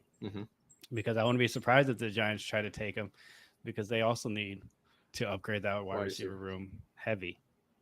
So if the Bears pass on him, Giants might swipe him at 4. And then they might lose their 100%. chance to get one of the more generational talents in this coming draft. You know? Yeah, and, you know, like, something else I want to circle on the Bears still a little bit deeper. You know, they got Yannick Ngakoue at defensive end. Now they got Montez Sweat as defensive end. You got your edge rushers solved. You have your edge rush issue solved. You know, you don't need to worry about getting an edge rusher in that top 5 pick. So, you know, what does that leave open? Well, you got Tremaine Edmonds in the middle of the field, who's one of the best middle linebackers in the NFL. You know, when he was with the Bills, he had that high regard because he was on a playoff team. Now that he's with the Bears, like, it seems like everybody forgot his name. Eddie Jackson, who I think is a top 5 safety in the NFL, doesn't get nearly the love he deserves because the Bears are a bad team. So now you're looking at the other positions. Like, you got Jalen Johnson, who's a solid corner. He's been making a name for himself. But you got Kyler Gordon at your other corner, who's, like, mediocre at best. You know, your weak side linebacker and your strong side linebacker are definitely leaving questions. You got Noah Sewell at your strong side linebacker, but he's been coming off injury. It's just like this defense, you know, has been a strong point for the Bears these past few years. Just they have good pieces. Just they have those gaping holes in between, like we were talking about with the Texans this offseason. If they go ahead and fill those gaping holes with, like the defensive tackle out of Illinois. I can't remember his name for the life of me right now. That'd be a great pickup. In the second round, they're picking early. They get the guy out of Penn State at corner. Then you have a very successful draft. And I think those two pieces would literally turn around this Bears defense. And so their first three picks being Marvin Harrison, interior defensive lineman from Illinois. I can't remember his name. I'll look it up. Wait, hold on, I got it. Who was it again? From what? Illinois' defensive tackle. Okay. So, wait, why can't I see it? So I'm looking at a mock draft right now, and they have the Bears taking Caleb Williams #1 overall at the moment. Yeah, and then the Cardinals taking Marvin Harrison. That's crazy. Yeah. And then this other one, they have the Bears taking Marvin Harrison #1 overall, which I love. I think that's the right pick for him. I agree. I don't think there's really any other pick for him to take. Because wide receiver is your biggest need, and you're getting one of the best receivers we've seen in a long time. 100%. So I don't foresee them passing. I don't think it can, and they're definitely not going to take quarterback because, like we've talked about, Justin Fields is not the reason. He's not the issue. Exactly. Did you find that player yet? I'm getting it pulled up still. Okay. But while we go ahead and get that sorted, how about you go ahead and lead us into the Lions side of the ball? Jared Goff throwing 2 touchdowns, 3 interceptions. Well, are you talking about Keith Randolph Jr.? Or are you talking about no, I'm talking Newton? About Jer'Zhan Newton. Newton. Yeah, I just saw that. I saw him. Okay. Yeah, Jer'Zhan Newton is a stud, and he might be a little bit of a reach for the Bears, but like they're calling the top 10 This is assuming, yeah, it's really realistic that they go and get both those guys, and that ends up being a big change for what the Bears are trying to do. And I'm talking about Kalen King out of Penn State when I'm talking about corner. And, there's a chance that the Bears trade back to like where the Falcons are. Mm-hmm. Maybe even the Packers or the Bucks, and they still get Newton, and they might be able to slide back into that first round and get Kalen King. And, worst case scenario, they trade back and Kool-Aid McKinstry is still on the board. And, that's definitely not a bad draft pick to get either. And there's also Cooper DeJean, who, I think is going to be good, but I'm much more high on Kalen King and McKinstry personally. And of course, Nate Wiggins is in that discussion as well. And you think they'd be good fits for the Bears?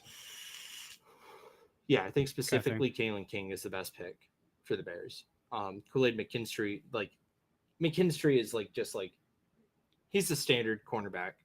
I don't think that.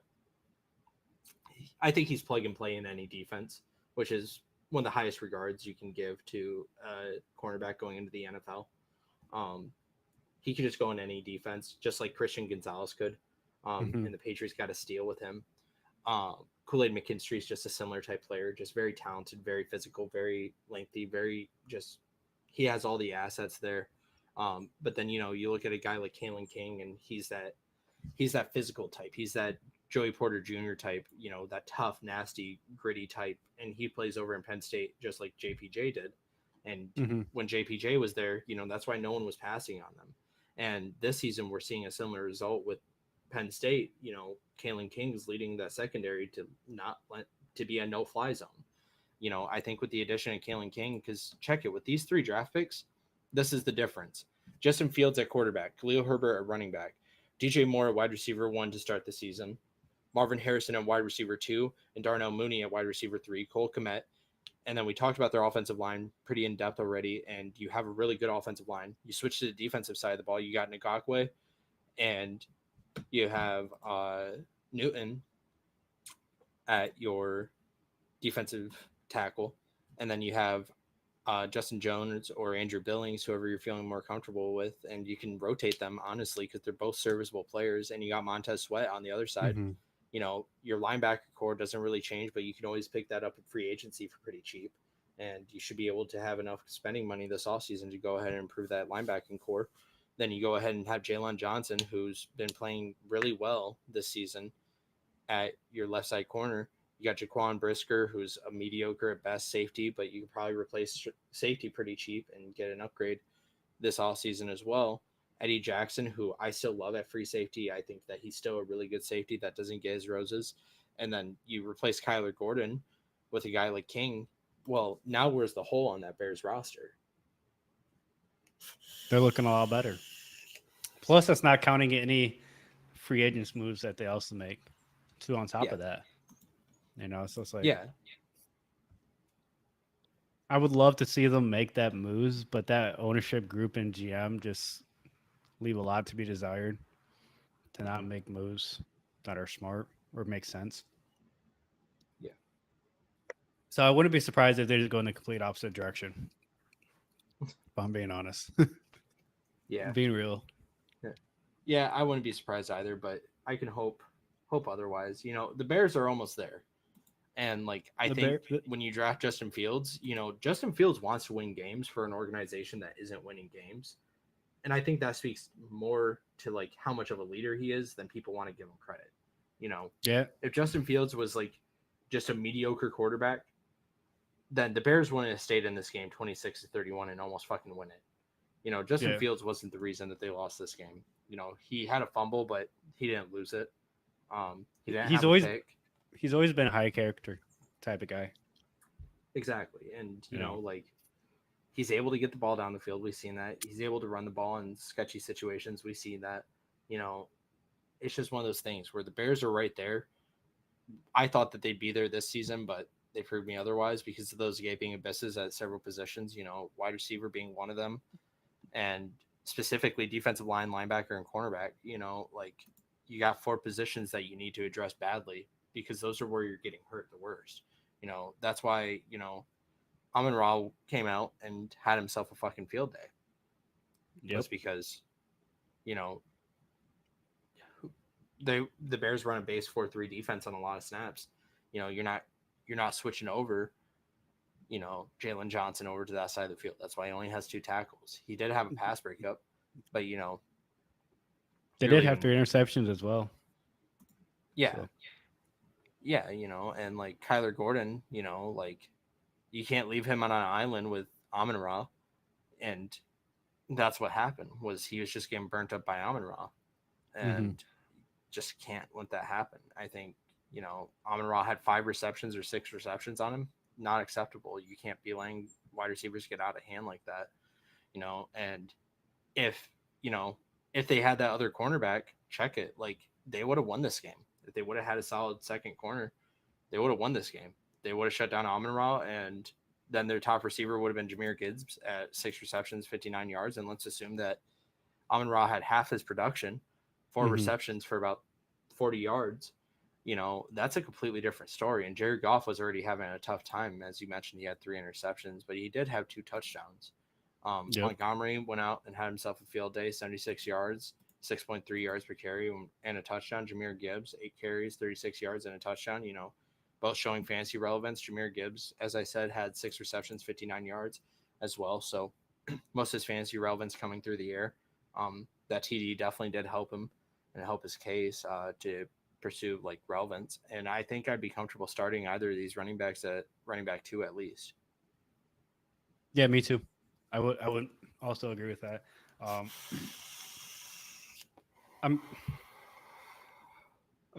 How would you rank the Lions as a whole against the rest of the NFC? I think they are the best team. Best team, even against compared to the Bulldogs. Even against the Georgia Eagles. The Philadelphia Georgia Bulldogs. Yep. No, like, the thing is with the Lions is we've seen more grit from the Lions. And it's just like, what's the argument against the Lions? Like, they have 1 more loss, sure, but the Eagles, I think the Eagles and the Lions are right on the same tier. And if I had to pick a team, I'd rather, like, if they go against each other in the NFC Championship, I'm taking the Lions. Like, I think that they're the better team, you know. Like, it just boils down to one of those situations where, like, I just like how their team's built a little bit more. You know, Yeah.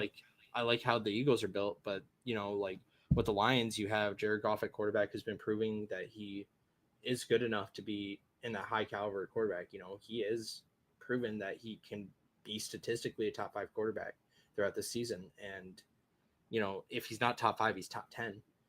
Yeah. And I you just got a great 1-2 punch at running back, which the Eagles don't have that great 1-2 punch. You know, they have Swift, who had a 2 or 3 game stretch where he was just elite, and then he's been good since. You got 3 really good wide receivers with Amon Ra, Josh Reynolds, Jamison Williams. You got Khalif Raymond and Donovan People-Jones on the bench. You know, like really solid. You got Sam Laporta, who's a fucking stud. You got a really good offensive line, mhm. which, like, I think that their offensive line at this juncture is better than the Eagles. You got a really great defensive line, which I give that edge to the Eagles. The Eagles do have a better defensive line, but the Lions aren't far behind. You know, I Yeah. would say that the Eagles have the best defensive line in the NFL, and the Lions have probably the 3rd or 4th best defensive line in the NFL. Mhm. So But like, then, you know, you go into their secondary and you got Cameron Sutton, you got Brian Branch at safety, you got Kirby Joseph, you got Jerry Jacobs, who have all proven to be very serviceable. You got Derek Browns, Alex Anzalone, and Jack Campbell at linebacker. You know, you have, like, where's the hole on this team? You know, with the Eagles, like, it feels like, you know, their cornerback 2 leaves a little bit to be desired. You know, with their offensive line, it leaves a bit to be desired, especially with the departure of Isaac Samalu. You know, that's the reason I'm comfortable with saying, you know, I take the Lions. I get it. I'm just used to hating the Lions, and Me too. it's fun for me to hate the Lions at this point. It's kind of like my bit, if you Yeah. will. Mm-hmm. And so I continue to hope for their downfall, which is why it pains me to say that they're actually a good team. And I don't think they're quite on the level of the Eagles, because personally I would still pick the Eagles and the 49ers to win that game. But they have made a drastic improvement, and I think they're a force to be reckoned with for at least the next 5 years. So, like, here's my thing with the Lions too. You know, like, you got to keep in mind they have 2 losses this season. Well, let's look at those losses. They lost to a good Seattle team in overtime. They got smacked around by the Ravens, sure, but you know, they had a bad game this season, and they lost to the Seahawks and a nail biter. But then, you know, look at their wins. You know, it goes back to what we were talking about with Michigan, funny enough, about a week or 2 ago. When we were talking, do they deserve to be in the college playoffs? Which, you know, after their win this past week, they definitely do. Um, Yeah. Against Penn State, not against Maryland. You know, the Maryland game made us raise some eyebrows, but they can get Topic things for back under control with Idaho State. topic for another Um, time. yeah, true. Sorry. um, but you know, like with the Lions, you know, they beat the Chiefs in a nail biter, but then they go smack the Falcons, they go and smack the Packers, they go and smack the Packers, Panthers, then they go and smack the Buccaneers. They Mhm. get smacked by the Ravens, but then they go and beat the Raiders by 2 scores. They go and get a nail biter against the Chargers, and then they have a pretty close game against the Bears. Now they go to Green Bay. They have Green Bay come visit them. Then they go to Big Easy. Then they go to Chicago. Then they host Denver, go to Minnesota, go to Dallas, and then they host Minnesota. Mhm. So that's how, like, it's looking right now. Like, you know, honestly, I think their only hard competition is going to be the Cowboys through the rest of the stretch. And I think they beat the Cowboys. Like, what can you, like, the thing is, they're dominant in their wins, usually. Like, several of their games, they've blown out Mhm. teams. Yep. They've only gotten blown out once, and their other loss is a close game, you know, and they beat the Chiefs. They beat the Chiefs set. They went past the Chiefs test, So now, like, it's just the reason I say that they're the best team is just they're young and they're growing throughout the season, and they're not feeling the growing pains because they have a veteran mindset. Offensively, they're very veteran oriented at this juncture, other than wide receiver. Mm-hmm. But that's kind of how you want it to be too. You want your wide receivers to be young, and you want to have good young guys. That's exactly how I want it to be. I give the edge to the Lions with wide receivers. I give the edge to the Lions with offensive line. I give the edge to the Eagles and the 49ers on defensive line, but I don't think the Lions are super far behind. No, Like, they're not. Defensively, like, I could agree that the Eagles and the 49ers are the better teams, but offensively, I think the Lions are the much better team. And I think, like, it goes Eagles at number 1, 49ers at 2, and then Lions are number 3 in the NFC. But then offensively, I think that the Lions are the best team, like, just fundamentally. And then it goes, like, I don't know, like, after that, it's like, then you can put the Eagles, and I'm not comfortable with putting the 49ers third there. So, like, Mm-hmm. I don't think the 49ers stay in that discussion because they haven't proven to me that they are that team yet, and I need to see it. Yeah, no, I don't think they've done enough maybe this year yet. But I think they definitely have the ability to be that team. Yeah, And I think 110%. that, who else I think has the ability to be that team? Not the Packers, because fuck the Packers. True. I hate the True. Packers, even though they won 23-20 this week, and we both thought they would lose. Yep. I predicted that the Packers would only score 23 points, but I was wrong about the Chargers going again that final touchdown. I was so close, bro. My prediction was so close. I said 27-23. You said 35-20, and we both said Mm-hmm. Chargers victory. We were both wrong. Justin So Herbert, close. give me that one touchdown so I could get that gold perfect prediction. I mean, he didn't play. He had him. Oh, my eyes so itchy. But Justin Herbert won 21 of 36, 260 yards, 2 touchdowns, no interceptions. And he had 2 sacks. But then he had 73 yards on the ground. Right. So, like, Justin Herbert played really, really well. Yep. He played a damn good game. He didn't. He did. He didn't really Over have the 350 completion. yards from scrimmage, or Yeah, almost he did. 350 yards from scrimmage. He didn't really have the completion percentage that you'd want, Mm-hmm. but he still, outside of that, he still had a really good game because they didn't turn the ball over. Well, Yep. outside of his one Jordan fumble, Love. but that wasn't a lost fumble. Yeah. You know. Jordan Love had himself a day. And, I think the biggest thing with the Chargers is if they just ran the ball more, like, it would have been a different story. Like, that's the biggest thing with the Chargers is, like, they don't run the ball enough, and it costs them games. It doesn't matter how good your quarterback is. When you got your quarterback dropping back 40 times a game, you're not going to win. You're probably going to win 50% of those games, and that reflects with their 4-6 record.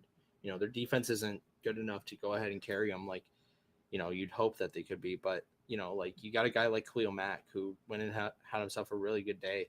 2 sacks, 2 tackles for a loss, pass deflection, 2 QB hits. But, like, like, Yeah, and like I think Austin it's time for Eckler. a change of head coach. There's too Austin much talent on this team. Eckler We're did. just gonna close. Austin Eckler had 10 carries of 64 yards, but he had a long of 37. So if you take that one long run away, he's averaging 3 yards a carry. But I think you are right that it is time for a change of head coach. I saw on, I think it was ESPN, where I think it might have been Rex Ryan actually, that said Staley needs to go back to being a Division III head coach. And I thought that was kind of hilarious, but also very true. True. Yeah, Also, here's the thing, they're wasting the talent on that team. Well, he's not playing.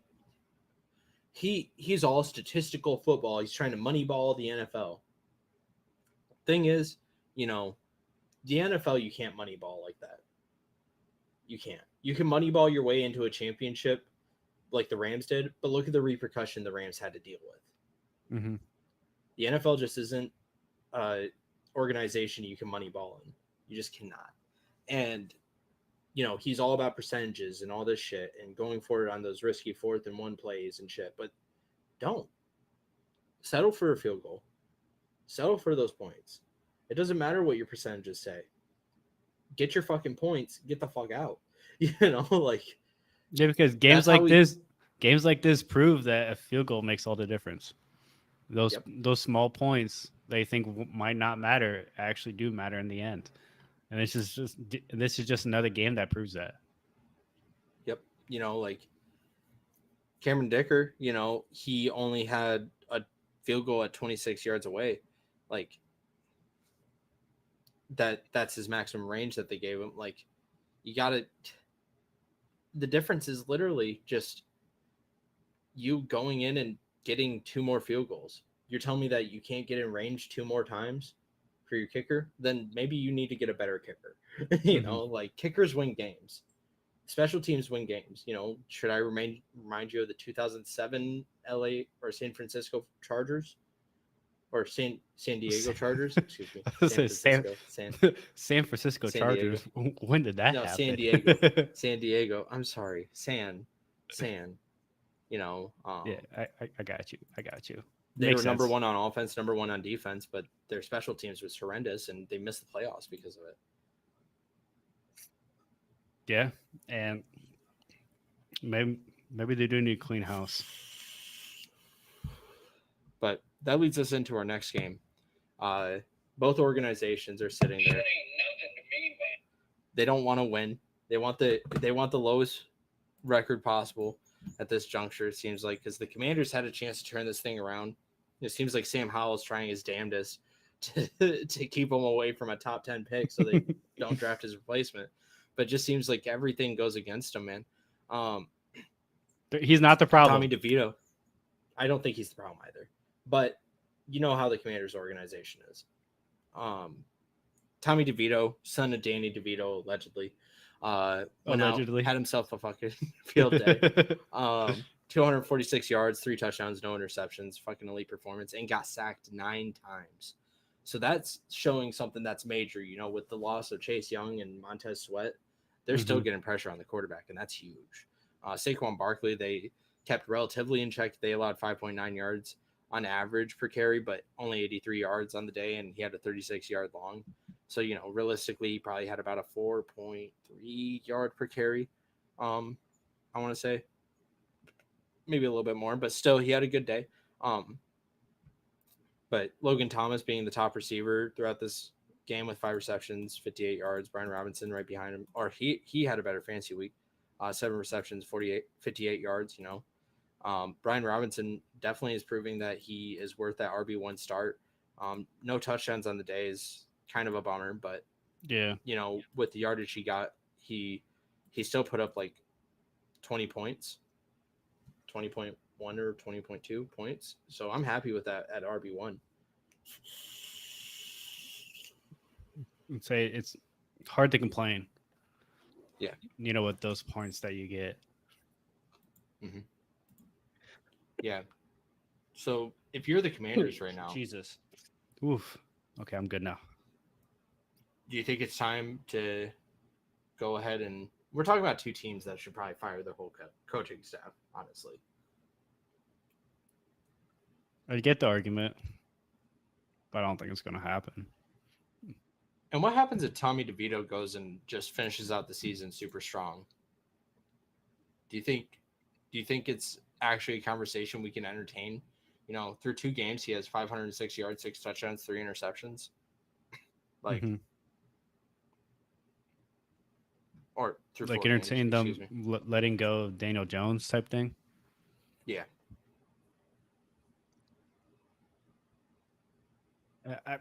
Not anytime soon because of that contract that he got. Let me look it up real quick.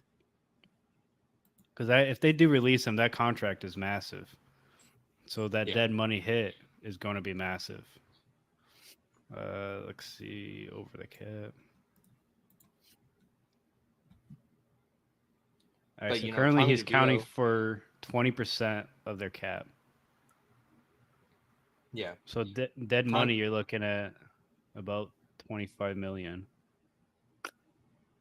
That could be worth it just to cut the cord, because Tommy DeVito's on an undrafted rookie contract, so he's cheap. Oh wait, sorry. If they cut 70 million pre June 1st. 70 million. After June 1st, it's 47. I the best would option personally would be be cool with to- that. Their best option might be to trade him. Yeah. What team would even take him though?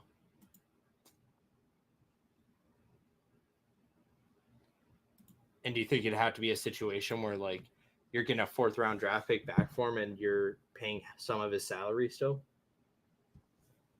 Oh.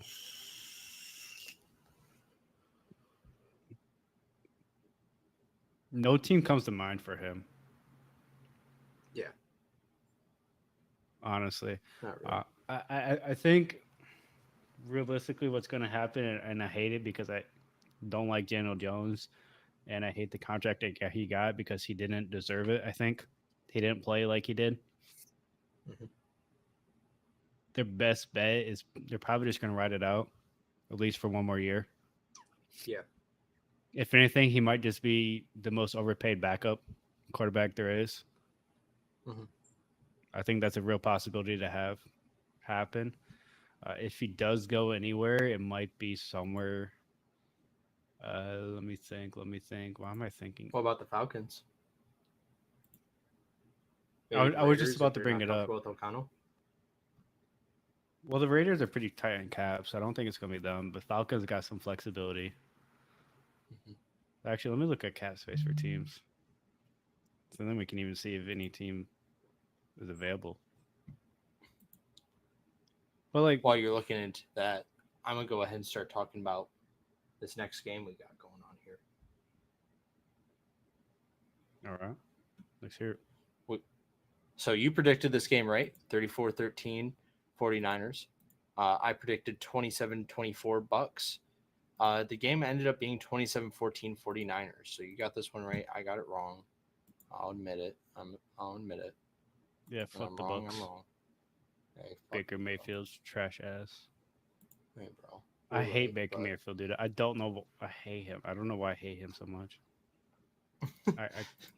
I can't explain it to you if you ask me. Rashad White didn't have himself a great day. Mike Evans saved himself because of that touchdown, was still worth about 15 points. He had 12 targets, but at the end of the day, it just wasn't enough. And Baker Mayfield committed 2 turnovers. Brock Purdy stayed pretty clean. Committed 0 turnovers, 333 yards, 3 touchdowns. Got sacked 4 times, but hey, that's neither here nor there. Christian McCaffrey went and had himself another field day. Who would have guessed? 5 receptions, 25 yards, 78 on the ground, and a touchdown. So he's worth 21 points. RB1 staple, obviously. Brandon Ayuk went and had himself a field day. 5 receptions, 156 yards, and a touchdown. So, worth 26, 27 points right there. George Kittle playing like George Kittle. This game, this is kind of what we were expecting. I predicted the Buccaneers won it because they needed the win, and San Francisco was coming off a cold streak. But it seems like San Francisco has gone back on the pony, and they are playing to win. This was a game that was really big for them as well, because if Seattle won against the Rams, then this could have been a completely different story of how this division setting. And Mhm. there's still a chance that San Francisco falls into that wild card spot, because they are 7-3, and they still got 2 dates with the Seahawks. They're going to Seattle this upcoming week. They got Thursday night football, Thanksgiving night against the Seahawks. Then they got the Eagles. Then they got the Seahawks again. They got the Cards. Then the Ravens. Then the Commanders. Then the Rams. So they have like 4 really tough games coming up. Where do you think they finish out at then? How do you see them in those final games? I think that they split with the Seahawks. I think they lose to the Eagles, beat the Cards. So I'm thinking 2 wins, 3 wins, 4 wins throughout the rest of the season, and they lose 3. So they end up being about an 11-6 team. I can vibe with it. Yeah. 11-6. I mean, that's good this- enough to get you to playoffs. And Yeah. realistically, unless you're getting the number 1 seed, all you care about is making the playoffs. And You know, we'll circle back into this a little bit later, but the Seahawks, like, I think that they have just about as tough of a time, but I think that those 2 games really decide it. If the Seahawks go and win both those games, then they own the tiebreaker in the division, and I think that they're in a very similar position with playing tough teams late in the season. so That they're going to end up being right around the same record as well. So real quick, because we were talking about earlier, I want to circle back to the salary cap space. For 2024, I'm going to read you the teams that have the most salary cap. Titans at 100 million, Patriots 91 million, Commanders 89, Texans 85, Bengals 84, Bears 82, Colts 77, Lions 73, Raiders 66, Cardinals 64, Buccaneers 62. Out of those, to me, the most likely scenario is that the Bucks could try and go after him. Deion Jones. But that that takes away a lot of their cap almost immediately, unless they can restructure. I don't right. Yeah, I don't think a team will be paying the full cap. I think that they're going to be like Giants. You got to pay at least half of it. Yeah, that they can get Daniel Jones to take a massive pay cut. Yeah, which I don't think is realistically.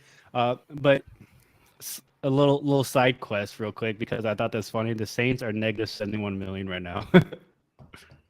Just out of curiosity, where are my Steelers at? Your Steelers are 8 million, 8.1 to be exact.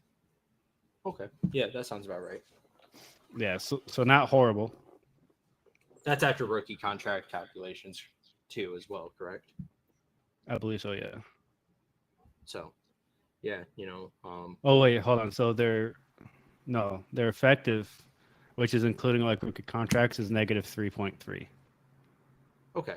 Yeah, so the effective cap That space sounds right. is after signing 51 players and its projected rookie class to its roster.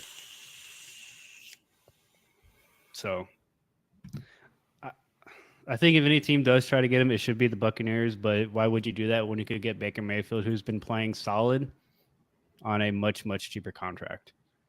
So I think that just kind of plays more into Daniel Jones just sitting tight and having another year at it, playing into his overpaid ass. Yeah, I think the Bucs would be the best fit, but I don't think there's much more to circle on that game. Bucs did Buck things, 49ers did 49er things. Now, let's talk about a game where 2 teams that have been up and down all season go into an AFC East showdown that could have shook up the standings pretty bad if the Jets won. But you predicted that the Bills were going to win 2017. I predicted the Jets were going to win 21-14. We thought that this was going to be the close game of the week. We thought that this might be the game of the week even. And it ended up being a blowout, 32-6. Yeah. I wasn't surprised. Zach Wilson did Wilson things and then got replaced per usual by Tim Boyle, who looked, even though he had an interception, to me he looked more comfortable than Zach Wilson, and the offense looked better overall. So I'm not surprised he got named the starter going forward. He's just Were you taking surprised? those checkdowns. Yeah. Because honestly, I don't think Zach Wilson was the issue. I think Zach Wilson somewhat was the issue because he wasn't taking the checkdowns and taking the free yardage that the defense was giving him. Sure. Mm-hmm. Zach Wilson loves to push it downfield, right? He loves taking those chances, and that's always been to me, one of his bigger downfalls. He likes taking too many risks and won't just take, the easy yardage. Yeah. And, like, honestly, like, Brees Hall only having 10 carries, that's problematic. They, coming out of the first quarter, they were only down 6. And then coming into the half, they were down 16-6. So, like, a touchdown and field goal away. You can't abandon your run game that early, man. Especially when you have Brees Hall and Dalvin Cook. The way that you be in the Bills throughout the season is controlling the clock and getting in Josh Allen's face, minimizing those situations where, Mm-hmm. um, sorry, minimizing those situations where, you can get burnt. Making it so Josh Allen has to do those checkdowns because he doesn't. He won't. He's stubborn about it. That's why he has 12 picks on the season. That's why he's been sacked 14 times because, he'll throw the ball away instead of checking it down. And that's one of Josh Allen's biggest flaws. But, with that being said, you let Josh Allen do Josh Allen things, he's going to beat you. And the Jets did. They didn't interfere enough. And I do think Zach Wilson has potential. And I think that once Zach Wilson becomes a free agent, I think he'll get a Jared Goff type renaissance. I just don't think the Jets are the right team for him, and I don't think that they're built around him correctly. When the time comes, if Kenny Pickett keeps playing the way that Kenny Pickett is, he has a chance to prove it at this point that he deserves to be the starting quarterback of the Steelers. I wouldn't mind Zach Wilson coming in, and giving him a shot, or he ends up going to a team like, maybe even the Giants in a couple seasons, or Do you think the Jets try and release Zach Wilson after this year? no. Or you? Because I mean, he is still on the rookie contract, so right, so it's still fairly cheap, even if it is in a backup role. Because, like, here's my big thing, right? If the Jets somehow weasel their way into the playoffs this year, and Aaron Rodgers goes and gets a chip, let's say that scenario happens, does he retire? No better way to retire than on a freaking chip, man. So it's possible. Yeah. And, like, they're probably not going to, so probably Aaron Rodgers is going to, you know, come back next season and everything. But, in the case scenario, entertaining the idea. But, the thing is with Zach Wilson is, like, he's cheap. He's a good second string quarterback. And, like, you could trade him. I could see them trading him because you could still get, like, a third round value for him and take none of his contract. Yeah. Third, second round pick. Maybe he goes to the Bucks and he competes with Baker for a shot. Yeah. And sometimes all a player needs is just a change of scenery, right? A new team, new players around them. Yeah, even a team like the Seahawks, I would love to see, have a chance with them. And that brings us to our next game. You predicted the Rams were going to win 24-17, and I predicted Seattle was going to win 30-13. Rams ended up taking over this game 17-16 in a nail biter. And honestly, in a game I don't feel like they should have Why won. that? I think Seattle played better. Honestly, that's what it boils down to. Like,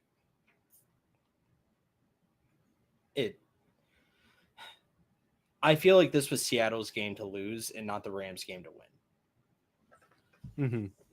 And not just coming into the game, but even the game, like, there's missed opportunities several times throughout the game. And, Jason Myers missed one field goal, and that was the difference. That was the difference in the game. Jason Myers doesn't miss that one field goal, then they win that game. Like, they had equal turnovers. They, both played pretty clean ball. And in a game like that, there's no reason that the Rams should beat the Seahawks. There just wasn't. But they somehow figured out a way to. I don't disagree because the Seahawks are a much better team. They just unfortunately also lost Kenneth Walker, early in the game, which I think was a major hit for them, even though they do have a very talented, second running back in Zach Charbonnet, who did 15 carries for 47 yards. but I don't think he's quite on the level of Kenneth Walker, which is why I say it was such a massive loss for them, right? Because Yep. Kenneth Walker does so much for them.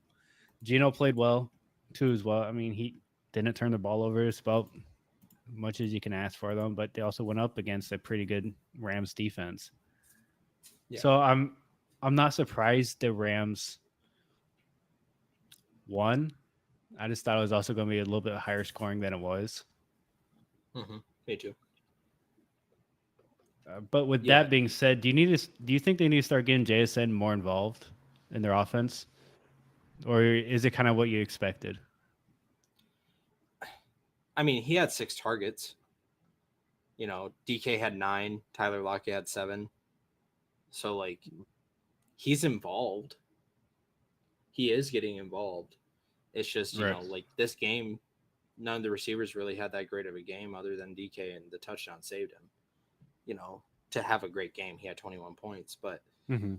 Tyler Lockett had 10 and JSN, had 7, but like it's one of those things where I think Najigba is getting involved, and it's just you gotta realize like they got a lot of talent on that offense, and they're going to be passing the ball around to DK a lot. Tyler's going to get open a lot. So the thing is with JSN, he's in the perfect situation for him, I would say, He's learned because from you two got great DK. wide receivers. Yeah, like schematically, JSN is a perfect Y. Tyler Lockett is the perfect Z, and DK is the perfect X. So like you have the perfect wide receiver core. I think honestly, Geno Smith is starting to show why he is not an elite quarterback, why he's not considered a great quarterback, why he's considered only a good quarterback sometimes. And it's because he's not winning these type of games. The Seahawks should be winning their division at this juncture with the amount of talent that they have on the team. Right. Should I remind you that they have Quandre Diggs, Bobby Wagner, Devin Witherspoon, Julian Love, Leonard Williams, Trey Brown, on their defensive side of the ball. And, Devin Bush is having a bit of a career renaissance as well over on the defensive side of the ball. And So showing what he can do as a box linebacker. So do you kind of think on the offense side of the ball, it's a Geno Smith problem and not really a play calling problem? 100%. Like we're talking about the same play calling that got Russell Wilson into MVP votes. Right.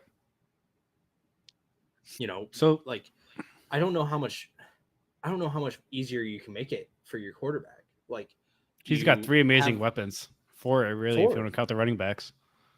What about Noah Fant? I wouldn't call him amazing, but I mean, he's a good weapon to have, right? He's a good tight end. He's a good tight end.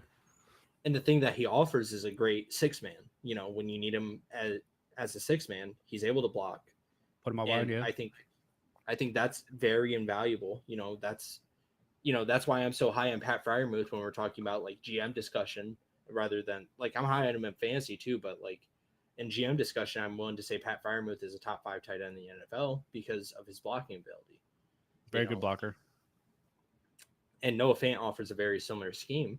Big body guy that's going to get receptions down the field, that he's not going to go and rip off 50 yards like a Travis Kelce or George Kittle, but he's going to be the type of guy you go ahead and pass him the ball. He'll get tackled immediately. Sure, he's not getting that yak yardage, but that's the type of guy that you get your first down secured with. That's the type of guy where, he stays back to block on a release route, then you're going to go ahead and have, a lot more time to go get it to one of your playmakers, like your Kenneth Walker, like your DK Metcalf, like your Tyler Lockett, like your JSN, and they got a good offensive line. It's probably top 10. And they got a good enough defense. They have the pieces in place and they have the coaching staff in place. Their defense is injury riddled, but it's also one of those things where they have enough where they should be winning more games than they are. I think that they should have 2 more wins this season than they do. So you think they should be pushing number 1 seed? Yeah, definitely. I think that they should, like, we're going to see it on Thanksgiving, man, because if they beat the 49ers Mhm. in Candlestick, like that's huge. Then they go and they go they go and host Dallas, then they host the 49ers, then they go to Philadelphia. This 4-game stretch decides if they get in the playoffs or not. They go 500 on this stretch, they're probably in the playoffs. They don't go 500 in this stretch, they are probably out. Like, Yeah. and if that 500 is with the 2 wins over San Francisco, and God forbid they end up getting 3 wins over this stretch, then the Seahawks are an actual team. Like, they're scary. And they have notable wins throughout the season. We mentioned this earlier. They beat the Lions in overtime. They beat the Browns. They lost to the Ravens. They got their ass whooped by the Ravens. But they beat, as I said, they beat Cleveland. It's just one of those things. They lost to the Bengals, but barely. They lost to the Rams, but in a pretty fashionable way. And like, if they go and win over Cincy and Los Angeles, now we're talking about a team with only 2 losses. But I don't know, man. I think it's a Geno Smith issue. Like, I would agree. Frankly, I don't know, man. Like, when do we're you think talking about they? like landing locations for Zach Wilson, maybe Seattle would be a great fit for him. At what point do you think they would pull the ripcord on Geno Smith, so to speak? At the end of the season, if they don't make the playoffs, it's playoffs or bust for Geno. Okay, you think so? Like, well, that's the position that the franchise is in. So the thing is with Geno is, yeah. I mean, he got him to that point last year, and that's why he even kept the starting gig. and got that Remember contract. Yeah. The whole reason that last season we were talking about who's their quarterback, Drew Lock. At the beginning of last season, we thought Drew Lock was going to be the starter, and then all of a sudden it was Geno Smith. Geno Smith, and balled out. And then he balled out, but like, this season he's had a couple good games, but a couple good games ain't going to be the reason you get into the playoffs. And if what's holding back is a quarterback, go get your guy. Go get a guy that will get your job done. Especially in a draft where you might be able to trade up and get a guy like Bo Nix. Like, realistically, he might slide past 15. You might not even have to trade up if you miss the playoffs this year.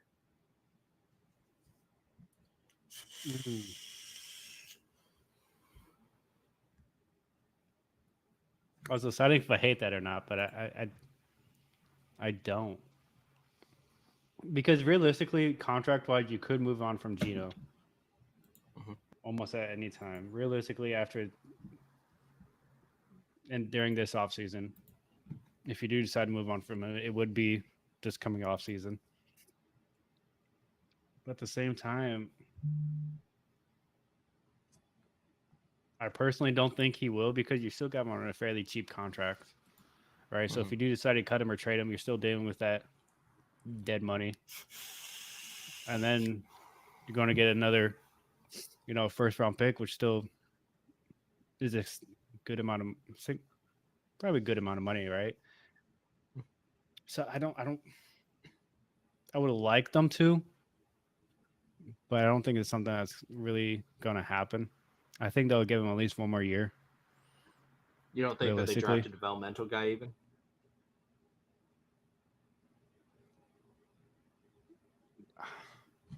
It depends, man. It depends on who they get in free agency as well, leading up to the NFL draft. Because if they could get someone like Zach Wilson in a trade with the Jets, I don't think they're trying and draft a quarterback. But at the same time, a guy like Shedeur. But at the same time, if they do draft someone, I think it's probably going to be like in the 3rd round.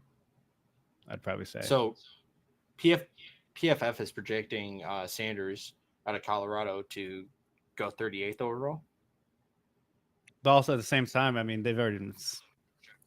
So it's already been said. Now, I don't know how true it is, because Shedeur, I don't think, has said it himself, that he's going to be coming back for another year at Colorado.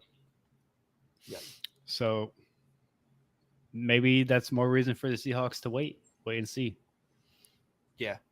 They could also get Michael Penix Jr. out of Washington. Love him. Great quarterback. And great prospect. my favorite pick, because I agree that they get a developmental guy later in the draft rather than like the second round or a first round pick. JJ McCarthy out of Michigan, who has been playing sensational football. And of course, Quinn Ewers should be available around that spot as well. Yep. Especially if he declares, which it looks like he's going to declare right now. Yep.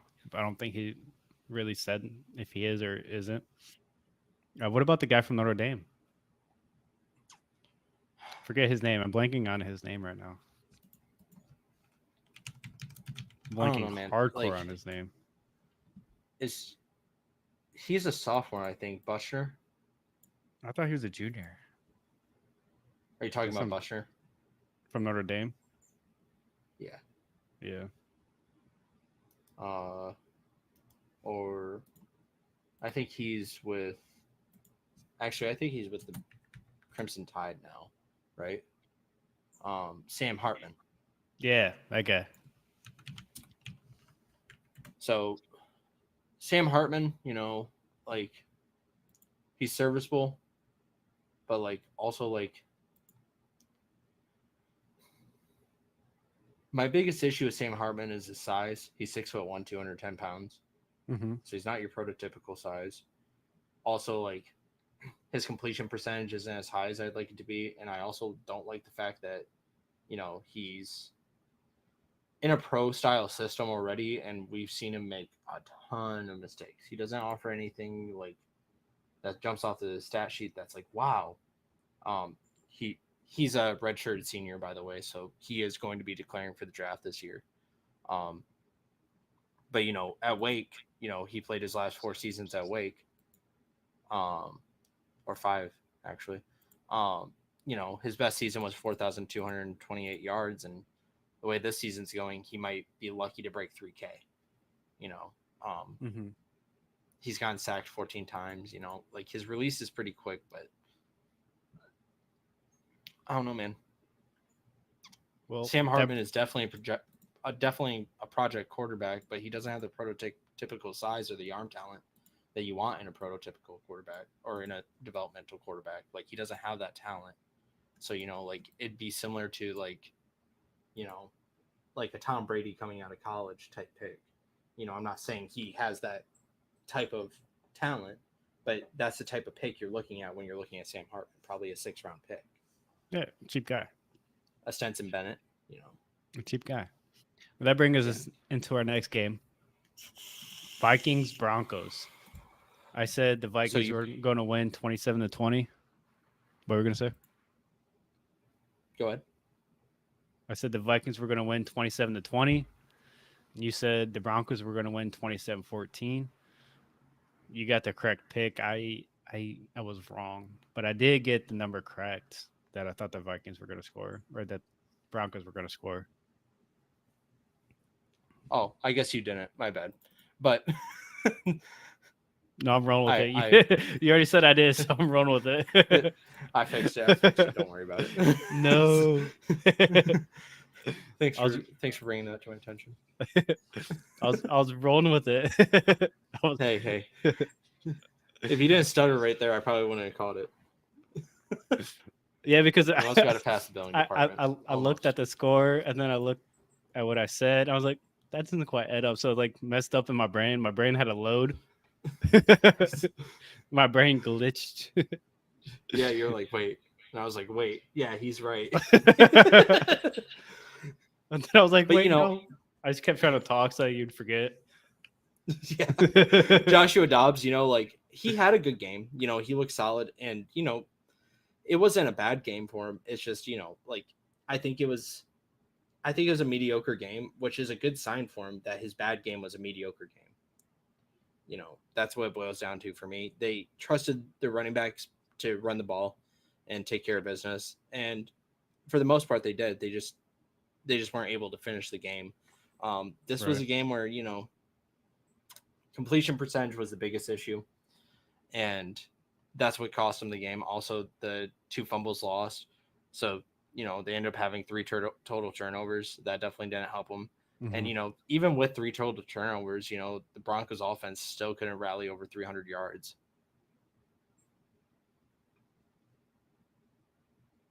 Oof. So, okay. How surprised are you that the Broncos won?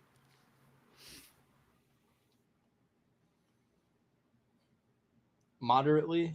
I'm not shell shocked or anything. I'm just like, yeah, I thought the Vikings were better than this, and I think the Vikings are. I think they just. I think it's a different Vikings team once JJ comes back too as well. Yeah. If JJ was back for this game, I think they win this pretty. I want to say easy, but I think it is more like a 28-21 type game. I think they get that extra touchdown. I think they are able to open up the offense a lot more. But they've proven that. I mean, TJ Hawk and Jordan Addison, I think, are going to be focal points of the offense going forward, along with Jefferson. Yep. I think they kind of proved that because they each got. TJ Hawk got 7 targets. Jordan Addison got 6 targets. That might go down slightly with JJ there, or it might stay the same, and they just end up passing 40 times a game. Given. But you got to remember as well, they had 28 rush attempts on running backs. Yeah. So, they had 58 total snaps, and they had, a lot of them being on the ground, which is fine. That's sometimes how you got to do it, and that's how you win a lot of games in the NFL. You got to run the ball. And, that's a big reason that the scoring has been much lower this season, is because these defenses have came around, and we're starting to get that class of cornerbacks that are able to keep up with the new rules and everything, and not give up those pass interferences and give up those cheap holding calls that we've been seeing for the last 4 or 5 years. We're starting to get that class of cornerbacks that are developed, like your Sauce Gardners, like your Devin Witherspoons, like your Christian Gonzalez's, like your JPJs. Like, we're starting to see that class of cornerbacks come in, like your Brian Branches, dare I say, at safety. We're starting to see that class of cornerbacks come in and, take care of that deep end coverage. And these cornerbacks that are veterans finally adjusting to that coverage fully. And, it's just one of those things where, like, you mentioned the stat earlier in the segment about the current average of total scores of games is like 43.5, which is the lowest since 2009. I think the biggest reason for that is because running the ball is becoming such a critical part of the game again. For the last 4 or 5 years, it's been, you don't run the ball as much because you're able to dink and dunk. Well, now you can't dink and dunk as much because you're getting, your edge rushers dropping back into hook coverages and covering the flats and shit. And then you're getting your house, especially in 4-3 schemes, you're getting your strong and weak side linebackers dropping in coverage. You're having 2 guys dropping coverage no matter what to cover that flat zone and make sure that they're not getting those dink and dunks. And we're starting to see that finally develop, and now we're starting to see the NFL get regulated again. So now we're going to start seeing that score be a little bit lower because the running attack is going to be much more valuable. That's why, a lot of these games are over in 2.5 hours, is because they're running the ball so much. Do you think the Vikings are going to stick with this current kind of game plan and run more than a pass, or do you think it's just purely situational? I think it was just situational. I don't think it's a bad thing that they ran the ball. They lost by 1 point, against a good Broncos team too. A surging Broncos team at that. Exactly. They're getting hot at the right time. And that's the scariest thing, Broncos team that ain't got nothing to lose at this juncture, they feel like, and they're kind of flipping the script. Right. They just got their 4th win in a row. Like 4 weeks ago, we were saying the Broncos are out of this thing. They beat the Packers. We said the Broncos are, so what? They beat the Packers. Then they go and take care of the Chiefs at Arrowhead, At that. like, yeah. And then they go and take care of the Bills. And now we're like, hold up. What the hell's going on? Then they beat a surging Vikings team that have rallied around Joshua Dobbs. Like, these next few games really will tell the tale of, how good this Broncos team is. They got the Browns next week, which I think that they can win. They got the Texans. They should win. That'll be a tough game. Texans is going to be tough. We'll say it's a loss, so they're 6-6 right now. Then they got the Chargers. Should be a tough game. They should win it though. So we'll say that they move up to 7-6. They got the Lions, probably lose that one, go to 7-7. Got Patriots, should take care of that. Easy. Move up to 8-7. Got Chargers, should probably win. So now they're 9-7. Then they got the Raiders, and now they're all of a sudden they're 10-7, and that might be enough to squeeze you in.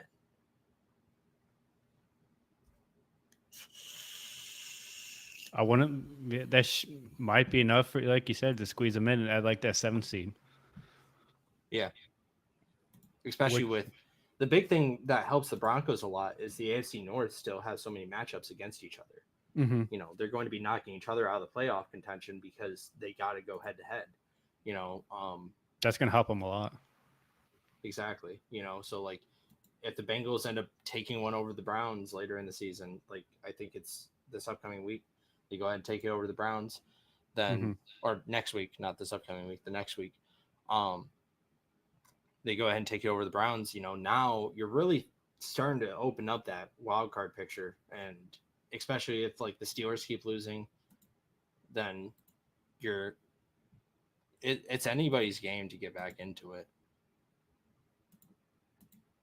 How realistic do you think it is for the Broncos to make the playoffs? If you had to put a percentage chance on it, what would you say? You got a quarter? All right, so 50-50. I mean, I'm with it. They obviously need teams to lose ahead of them, but it's definitely not out of the realm of possibilities. It helps that I think that there's 5 AFC North head-to-head matchups still. It helps them a lot. Because I think the Steelers still have 2 dates with the Bengals, and then the Browns have a date with the Ravens and the Bengals, and then I think the Ravens and the Bengals have 1. So 4 total head-to-head matchups left. Yeah, like, see, the Broncos are currently the 10th seed. They're behind the Colts and the Bills. Yep. So they need both those teams to lose, or Pittsburgh to keep losing as well, so they get knocked out of the playoffs, and they might be able to potentially surge up into that 7th seed. But currently, as it stands right now, the Colts win the tiebreaker over Denver just based off of win percentage in conference games. Yeah, too as well. Which the Broncos can make up too because they got the Chiefs twice. Like, yeah, and they're here's the reality of the situation. Or did they have the Chiefs twice? Let me double check that. I think I might have. I think they already got their games against the Chiefs. They did get both their games against the Chiefs. They split with the Chiefs.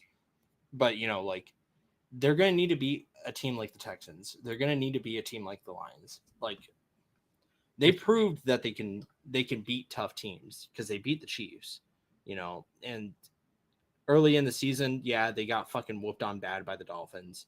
But since then, you know, they've been a much different team.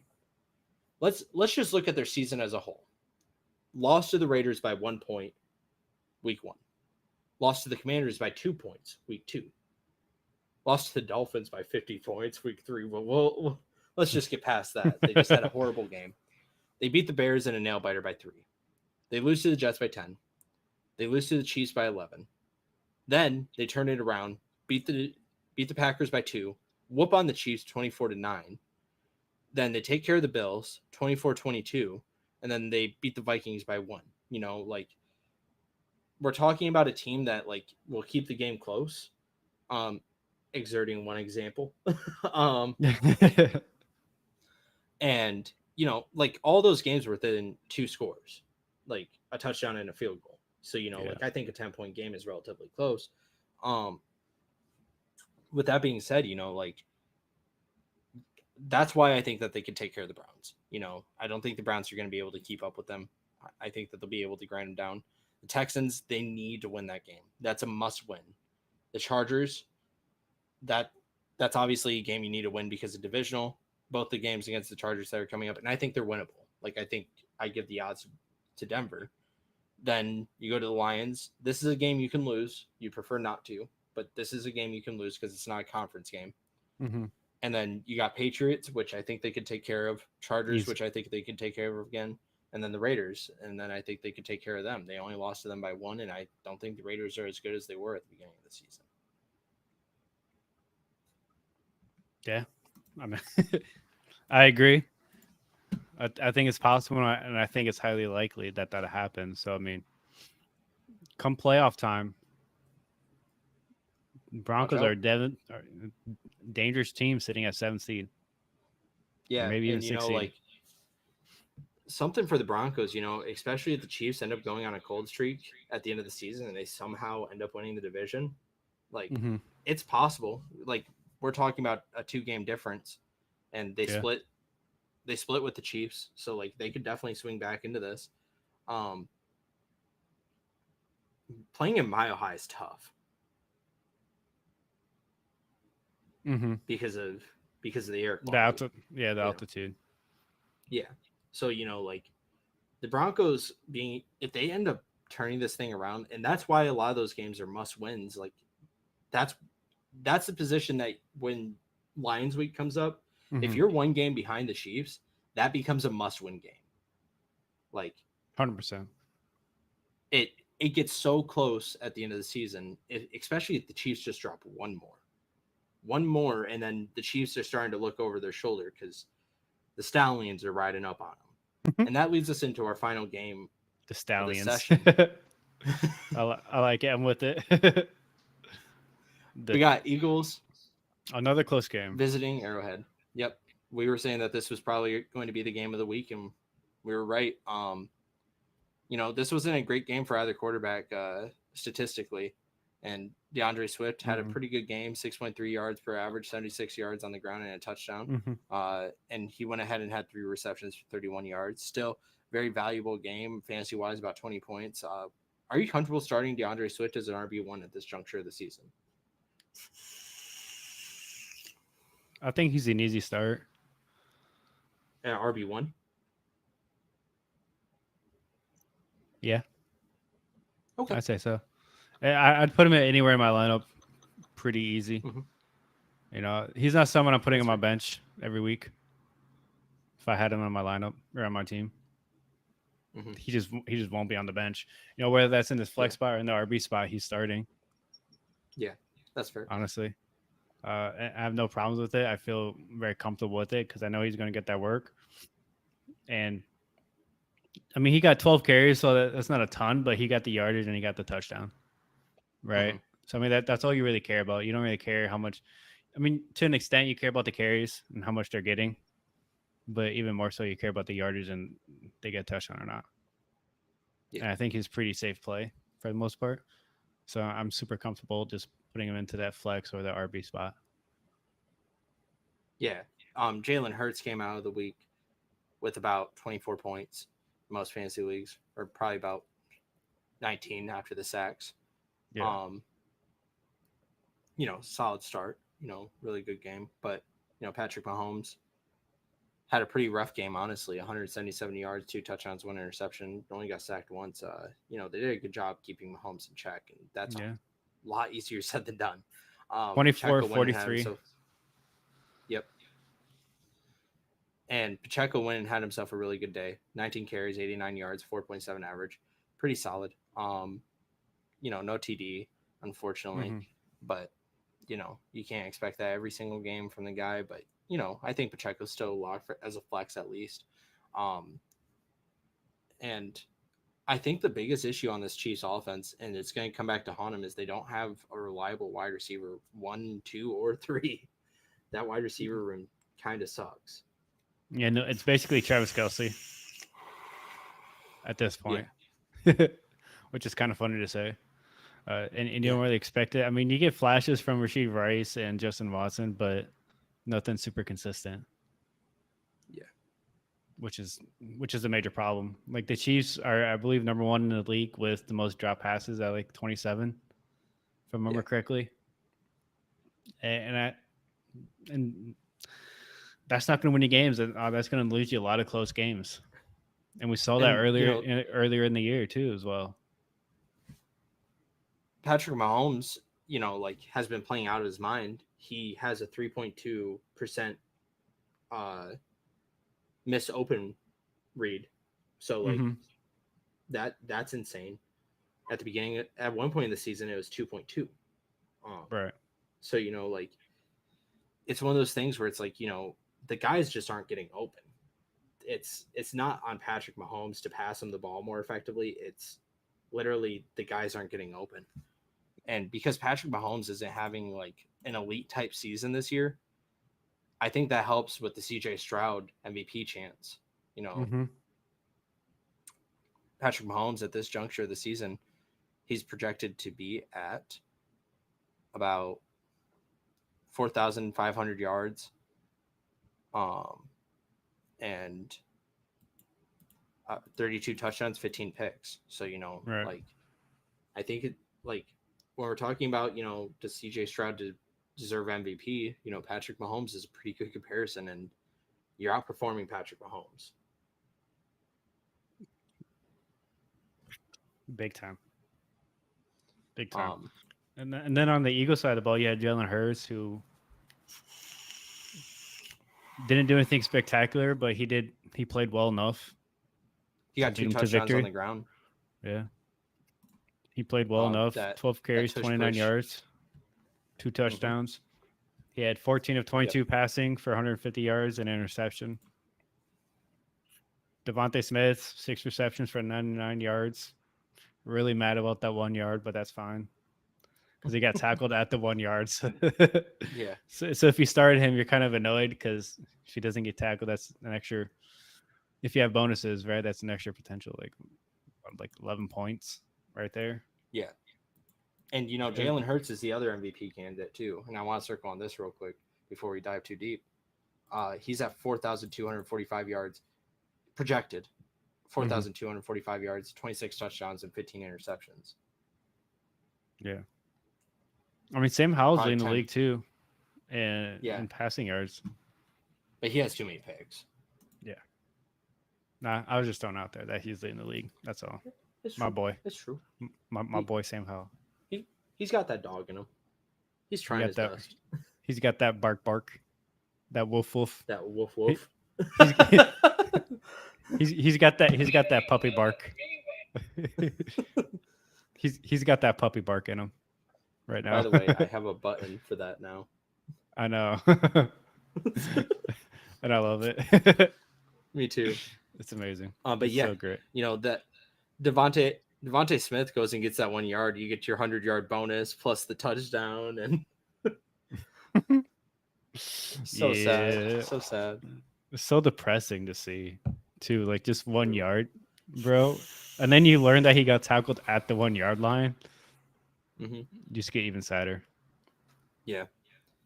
It would have been a 100-yard day and a touchdown, so you would have gotten your 100-yard bonus. So in some leagues, that would have been an additional 5 points, plus the 10, plus the 6, plus the touchdown. So that ends up rallying you up to, 27 points?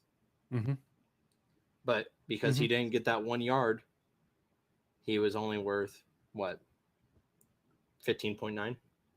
Something like that, yeah. Wild. So crazy. So sad. So sad. So sad. So sad. So sad. But I'm okay with it. It's fine. It's whatever. It's just 1 week. True. I mean, 15 points is still good. No, it is. It is. It's just I saw him get tackled at the 1 yard line. I'm like, son of a bitch. Yeah. It's fine though. And it's whatever. With that being said, that wraps up our weekly analysis. You ended up beating me in predictions on final scores of wins by 1. You got the Texans game right, the Cowboys game right, Dolphins, Lions, 49ers, Bills, and Rams, which that totals up to 7 total correct out of 14 games, so you're 50%. And then I was at 6 out of 15 games, so I was at like 45%. But I beat you in the predicted score category. I got the only because I gave the Ravens. Only because I gave myself away. And the Chargers, it's true. Only because you gave yourself away. Otherwise, you wouldn't have seen it. It's true. Maybe you and I both got 9 points this week. Yeah, I'm with it. That's fine. That's fine. It's whatever. Hey, you're acting like I robbed you of the points. I just had a typo, bro. No, you robbed me. You fucking robbed me. I stand by It went that. into official review, bro. You robbed me. Flag on the play. Okay, let me ask you this: did you get the prediction correct? Stop drinking your basic bitch water and answer my question. I'll do whatever the hell I goddamn please. All right, I'm gonna cry. please cry. I'm gonna cry when Angles deserve to die. All right, man. Why don't you go ahead and send us out, Shane? All right. Thank you guys for coming along. We had a little bit of a chunkier episode this week, almost 3 hours long. It was a lot of fun. Don't forget to like, comment, subscribe, follow us on Facebook, check out our Instagram, check out our TikTok. We're always uploading clips there. YouTube as well. We're starting a new segment where we're trimming down the pod. So if you just want to check out what we're talking about with your team, you can click on that video and just get the scoop on your team so you don't have to sit through the whole thing. But if you want to see the whole analysis of around the NFL, we got you taken care of. And with that being said, don't forget to give me a follow on twitch.tv/Dripformation, of course, as well. And I hope you guys have a great night or a great day or a great afternoon whenever you're watching this. I'll talk to you guys soon.